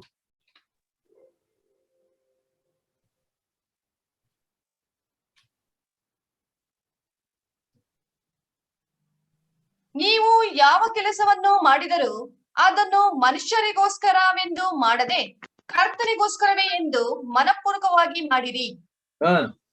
ನೋಡಿ, work as working for the lord, ಕರ್ತನಿಗೋಸ್ಕರವಾಗಿ ನಾನು ಕೆಲಸ ಮಾಡ್ತಿದ್ದೇನೆ ಎಂಬುದಾಗಿ ತಿಳ್ಕೊಂಡು ಸರಳ ಮನಸ್ಸಿನಿಂದ ನೀವು ಕೆಲಸ ಮಾಡ್ರಿ. ನೀವು ಯಾವ ಕೆಲಸವನ್ನು ಮಾಡಿದ್ರು ಅದನ್ನು ಮನುಷ್ಯರಿಗೋಸ್ಕರವೆಂದು ಮಾಡದೆ ಕರ್ತನಿಗೋಸ್ಕರವೇ ಎಂದು ಮನಪೂರ್ವಕವಾಗಿ ಅದನ್ನು ಮಾಡ್ರಿ. ಆದ್ರಿಂದ ಇದು ವಿಶ್ವಾಸಿಗೆ ದೇವರು ವಿಶ್ವಾಸಿಗೆ ಕೊಡುವಂತ ತಿಳುವಳಿಕೆ ಇದಾಗಿದೆ. ಸಿ.ಟಿ. ಸ್ಟಡ್ ಅವರು ಇಂಗ್ಲೆಂಡ್ ದೇಶದ ಒಬ್ಬ ದೊಡ್ಡ ಐಶ್ವರ್ಯವಂತ ಕುಟುಂಬದಲ್ಲಿ ಹುಟ್ಟಿದಂತವರು. ಈ ಸಿ.ಟಿ. ಸ್ಟಡ್ ಅವರು ದೊಡ್ಡ ಕ್ರಿಕೆಟ್ ಆಟಗಾರ, ಎಲ್ಲ ರೀತಿಯ ಐಶ್ವರ್ಯ ಕಂಫರ್ಟ್ ಎಲ್ಲ ಇತ್ತು. ಆದ್ರೆ ಹಡ್ಸನ್ ಟೈಲರ್ ಅನ್ನು ಅವರು ಫಾಲೋ ಮಾಡಿ ರಕ್ಷಣೆಯನ್ನು ಹೊಂದಿ ಸೇವೆಗೆ ದೇವರಿಂದ ಕರೆಯಲ್ಪಟ್ಟರು. ಚೈನಾ ದೇಶ ಮತ್ತು ಇಂಡಿಯಾ ದೇಶಕ್ಕೆ ಬಂದು 21 ವರ್ಷಗಳು ಅವರು ಅಲ್ಲಿ ಸೇವೆ ಮಾಡಿದರು. ಮತ್ತೆ ಹೆಂಡತಿಗೆ ಕಾಯಿಲೆ, ತನಗೆ ಕಾಯಿಲೆ, ಇದೆಲ್ಲ ಆಗಿ ವಾಪಸ್ ಇಂಗ್ಲೆಂಡ್ಗೆ ಹೋದ್ಮೇಲೆ ಹೆಂಡತಿಯನ್ನು ಅಲ್ಲೇ ಇಂಗ್ಲೆಂಡ್ ನಲ್ಲಿ ಬಿಟ್ಟು ದೇವರ ಕರೆಗೆ ಹೋಗ್ಬಿಟ್ಟು ಏನ್ ಮಾಡಿದ್ರು, ಆಫ್ರಿಕಾ ದೇಶಕ್ಕೆ ಹೋಗಪ್ಪ ಎಂಬುದಾಗಿ ದೇವರು ಅವರನ್ನು ನಡೆಸಿದ. ಆ ದೇವರಾತ್ಮನ ಪ್ರೇರಣೆ ಕುರಿತಾಗಿ ಹೋಗಿ ಅವರು ಆಫ್ರಿಕಾ ದೇಶದಲ್ಲಿ ಸೇವೆ ಮಾಡ್ಲಿಕ್ಕೆ 52ನೇ ವಯಸ್ಸಿನಲ್ಲಿ ಅವರು ಪ್ರಾರಂಭ ಮಾಡಿದ್ರು. ಆ ಸೇವೆಯನ್ನು ಮಾಡಿದ್ರ ನಿಮಿತ್ತವಾಗಿ Africa heart of African mission ಎಂಬುದಾಗಿ ಅಲ್ಲಿ ಪ್ರಾರಂಭವಾಯಿತು. ಅದು ವರ್ಲ್ಡ್ ಎವಾಂಜಲೈಸೇಷನ್ ಕ್ರೂಸೈಡ್ ಎಂಬುದಾಗಿ ಮಾರ್ಪಟ್ಟು ಒಂದು ದೊಡ್ಡ ಆರ್ಗನೈಸೇಷನ್ ಅದು ಆಯಿತು. ಅವರು ಮಾಡಿದಂತಹ ಸೇವೆ ನಿಮಿತ್ತವಾಗಿ ಅನೇಕರು ಯೇಸು ಕ್ರಿಸ್ತನನ್ನು ಕಂಡುಕೊಂಡರು ಮತ್ತು ಅನೇಕ ಅನ್ಯ ಜನರು ಕ್ರಿಸ್ತನನ್ನು ವಿಶ್ವಾಸಿಗಳಾದರೆ ಎಂಬುದಾಗಿ ನಾವು, ಇದು ಮಿಷನ್ ವರ್ಕ್. ಇಂಥ ಅನೇಕ ಮಿಷನರಿಗಳು ತಮ್ಮ ಜೀವಿತವನ್ನು ಸ್ಯಾಕ್ರಿಫೈಸ್ ಮಾಡಿ ಸೇವೆಯನ್ನು ಕರ್ತನಿಗೋಸ್ಕರವಾಗಿ ಕೆಲಸ ಮಾಡಿದ್ದನ್ನು ನಾವು ವಾಕ್ಯದಲ್ಲಿ ನಾವು ಮತ್ತು ಚರಿತ್ರೆಯಲ್ಲಿ ತಿಳ್ಕೊಳ್ಳುವಂತವರು ನಾವು ಆಗಿದ್ದೇವೆ. ನಾನು ಕಡೆಯದಾಗಿ ಒಂದು ಎಕ್ಸಾಂಪಲ್ ಅನ್ನು ಕೊಡ್ತೀನಿ. ಸೊ ದೇವರ ಸೇವಕರಾದಂತ ಜಾನ್ ವೆಸ್ಲಿ, ಆ ಜಾನ್ ವೆಸ್ಲಿ ಅವರು ಎಷ್ಟು ಹಾರ್ಡ್ ವರ್ಕಿಂಗ್ ಅವರು ಮಾಡ್ತಿದ್ದಾರೆ ಎಂಬುದಾಗಿ ಹೇಳುವಾಗ, ಅವರು ಒಟ್ಟು 200 ಪುಸ್ತಕಗಳನ್ನು ಬರೆದಿದ್ದಾರೆ. ಸೇವೆಯ ಜೊತೆಗೆ 200 ಪುಸ್ತಕಗಳನ್ನು ಬರೆದಿದ್ದಾರೆ. ಮತ್ತು ಅದು ಏನು 200 ಪುಸ್ತಕಗಳನ್ನು ಬರೆದಿದ್ದು ತಮ್ಮ ಓನ್ ಹ್ಯಾಂಡ್ ರೈಟಿಂಗ್ ನಲ್ಲಿ. ಆಮೇಲೆ ಅವರು ಹಾರ್ಸ್ ಮೇಲೆ ಕುಳಿತು 2,50,000 ಮೈಲುಗಳು ದಿನಕ್ಕೆ 50ರಿಂದ 60 ಕಿಲೋಮೀಟರ್ ಪ್ರಕಾರವಾಗಿ ಟ್ರಾವೆಲ್ ಮಾಡಿ ಇದರ ಮಧ್ಯದಲ್ಲಿ ನೋಡ್ರಿ ಸುವಾರ್ತೆ ಸಾರಿದ್ದಾರೆ. ಈ preached the gospel along the way, ಸುವಾರ್ತೆಯನ್ನು ಸಾರಿದರು. 40,000 ಸೆರ್ಮನ್ಗಳನ್ನು ಪ್ರಸಂಗಗಳನ್ನು ಅವರು ಕೊಟ್ಟರು. 7 ಅಥವಾ 8 ಮೆಸೇಜ್, ಅಂದ್ರೆ ದಿನಕ್ಕೆ 7-8 ಮೆಸೇಜ್ಗಳು ಅವರು ಕೊಡ್ತಾ ಇದ್ರಂತೆ. ಅವರಿಗೆ 53 ವರ್ಷ ಪ್ರಾಯವಾದಾಗ, 53 ವರ್ಷಗಳಲ್ಲಿ ನೋಡ್ರಿ, ಅವರು 83ನೇ ವಯಸ್ಸಿನಲ್ಲಿ ಅವರು ಮಾಡಿದಂತ ಸೇವೆ ಏನಂತ ಹೇಳಿದ್ರೆ, ನೋಡ್ರಿ, ಅವರು ದಿನಕ್ಕೆ 15 hours ದೇವರ ವಾಕ್ಯವನ್ನು ಓದಲು ಮತ್ತು ಬರೆಯಲು ಅವರಿಗೆ ಆಗ್ತಾ ಇತ್ತು. ಅಂದ್ರೆ 83ನೇ ವಯಸ್ಸಲ್ಲಿ 83ನೇ ವಯಸ್ಸಿನಲ್ಲಿ 15 ಅವರ್ ನೋಡ್ರಿ ಅವರು ದೇವರ ವಾಕ್ಯವನ್ನು ಓದುವುದು, ಬರೆಯುವುದು ಅದನ್ನು ಮಾಡ್ತಾ ಇದ್ರಂತೆ. ಅಂದ್ರೆ ಅವರು ರಿಗ್ರೆಟ್ ಮಾಡ್ತಾ ಇದ್ದಾರೆ, ಇಷ್ಟು ವಯಸ್ಸಿನಲ್ಲಿ ನನಗೆ ಇಷ್ಟೇ ಮಾಡಕ್ ಆಗ್ತಾ ಇರೋದು ಅಂತ. 83ನೇ ವಯಸ್ಸಲ್ಲಿ ನನಗೆ ಜಾಸ್ತಿ ಮಾಡಕ್ ಆಗ್ತಾ ಇಲ್ಲ ಎಂಬುದಾಗಿ. ಆಮೇಲೆ ಅವರು ಇಂಥ ವಯಸ್ಸಿನಲ್ಲಿ ದಿವಸಕ್ಕೆ 2 ಪ್ರೀಚಿಂಗ್ ಅನ್ನು ಅವರು ಮಾಡ್ಲಿಕ್ಕೆ ಸಾಧ್ಯವಾಯಿತು ಎಂಬುದಾಗಿ ವಾಕ್ಯದಲ್ಲಿ ನಾವು ನೋಡ್ತೇವೆ. ಮತ್ತು ಆ 83ನೇ ವಯಸ್ಸಿನಲ್ಲಿ ಬೆಳಿಗ್ಗೆ 5:30ಕ್ಕೆ ಅವರು ಎದ್ದು ಪ್ರಾರ್ಥನೆಯನ್ನು, ದೇವರ ವಾಕ್ಯವನ್ನು ಮಾಡ್ತಾ ಇದ್ರು ಎಂಬುವಂಥದ್ದನ್ನು ನಾವು ನೋಡಿ. ಎಷ್ಟು ಹಾರ್ಡ್ ವರ್ಕಿಂಗ್ ಸೇವಕರನ್ನು ನಾವು ಚರಿತ್ರೆಯಲ್ಲಿ ನಾವು ನೋಡುವಂತ. ಪ್ರಿಯರೇ, ನನ್ನನ್ನು ನಿನ್ನನ್ನು ದೇವರು ಏತಕ್ಕೋಸ್ಕರವಾಗಿ ಕರೆದಿದ್ದಾನೆ? ಕರ್ತನಿಗೋಸ್ಕರವಾಗಿ ಕೆಲಸ ಮಾಡ್ಲಿಕ್ಕೆ, ಕರ್ತನಿಗೋಸ್ಕರವಾಗಿ ಸೇವೆ ಮಾಡ್ಲಿಕ್ಕೆ, ನಮ್ಮ ಸಮಯವನ್ನು ಉಪಯೋಗಿಸಿಕೊಂಡು ಕರ್ತನ ಮಹಿಮೆಗಾಗಿ ನಾವು ಜೀವಿಸ್ಲಿಕ್ಕೆ ನಮ್ಮನ್ನು ಕರೆದಿದ್ದಾನೆ. ಅವನವನ ಕೆಲಸವು ಅದು ನೋಡ್ರಿ, ಅದು ಬೆಳಕಿಗೆ ಬರುವುದೆಂಬುದಾಗಿ ನಾವು ವಾಕ್ಯದಲ್ಲಿ ನಾವು ನೋಡು. ಅದರ ಪ್ರಕಾರವಾಗಿ ಅದನ್ನು ಕರ್ತನಾದ ಯೇಸು ಕ್ರಿಸ್ತನು ಆತನು ಪ್ರತ್ಯಕ್ಷನಾಗುವಾಗ ಅದನ್ನು ಅದು ಆತನ ಮುಂದೆ ಬೆಳಕಿಗೆ ಬರ್ತದೆ ಮತ್ತು ಅದಕ್ಕೆ ಪ್ರತಿಫಲವನ್ನು ಆತನು ಕೊಡುವಂತವನು ಆತನಾಗಿದ್ದಾನೆ. ಕರ್ತನೆ, ಪ್ರಿಯರೇ, ನಾವು ಕೇಳಿದಂತ ದೇವರ ವಾಕ್ಯದ ಅಡಿಯಲ್ಲಿ ನಮ್ಮನ್ನು ಪರೀಕ್ಷಿಸಿಕೊಳ್ಳೋಣ. ಎಲ್ಲಿ ಬಿದ್ದು ಹೋಗಿದ್ದೇವೆ, ಎಲ್ಲಿ ಸೋಮಾರಿಯಾಗಿದ್ದೇವೆ, ಎಲ್ಲಿ ನಾವು ಕರ್ತನ ಕೆಲಸವನ್ನು ವಹಿಸಿಕೊಳ್ಳದೆ ನಾವು ಹಾಗೆ ಜೀವಿಸ್ತಾ ಇದ್ದೇವೆ ಎಂಬುದನ್ನು ಅರಿತುಕೊಂಡವರಾಗಿ ಈ ದಿವಸದಿಂದ ನಾವು ಸಿದ್ಧರಾಗೋಣ, ಕಾರ್ಯಾಸ್ಪದರಾಗೋಣ. ಕರ್ತನಿಗಾಗಿ, ಕರ್ತನ ಮಹಿಮೆಗೋಸ್ಕರವಾಗಿ, ಸಭೆಯ ಅಭಿವೃದ್ಧಿಗೋಸ್ಕರವಾಗಿ, ವಿಶ್ವಾಸಿಗಳ ಅನ್ಯೋನ್ಯತೆಗೋಸ್ಕರವಾಗಿ, ವಿಶ್ವಾಸಿಗಳ ಬೆಳವಣಿಗೆಗೋಸ್ಕರವಾಗಿ ಮತ್ತು ಲೋಕಕ್ಕೆ ಸುವಾರ್ತೆಯನ್ನು ಸಾರುವುದ ದೃಷ್ಟಿಯಲ್ಲಿ ನಾವು ಸಿದ್ಧರಾಗಿ ಕರ್ತನಿಗೋಸ್ಕರ ಬೆಳೆಯೋಣ. ಕರ್ತನ ಬರೋಣವನ್ನು ನಾವು ಯಾಚಿಸೋಣ. ದೇವರು ಈ ವಾಕ್ಯವನ್ನು ಆಶೀರ್ವದಿಸಿ ನಡೆಸಲಿ.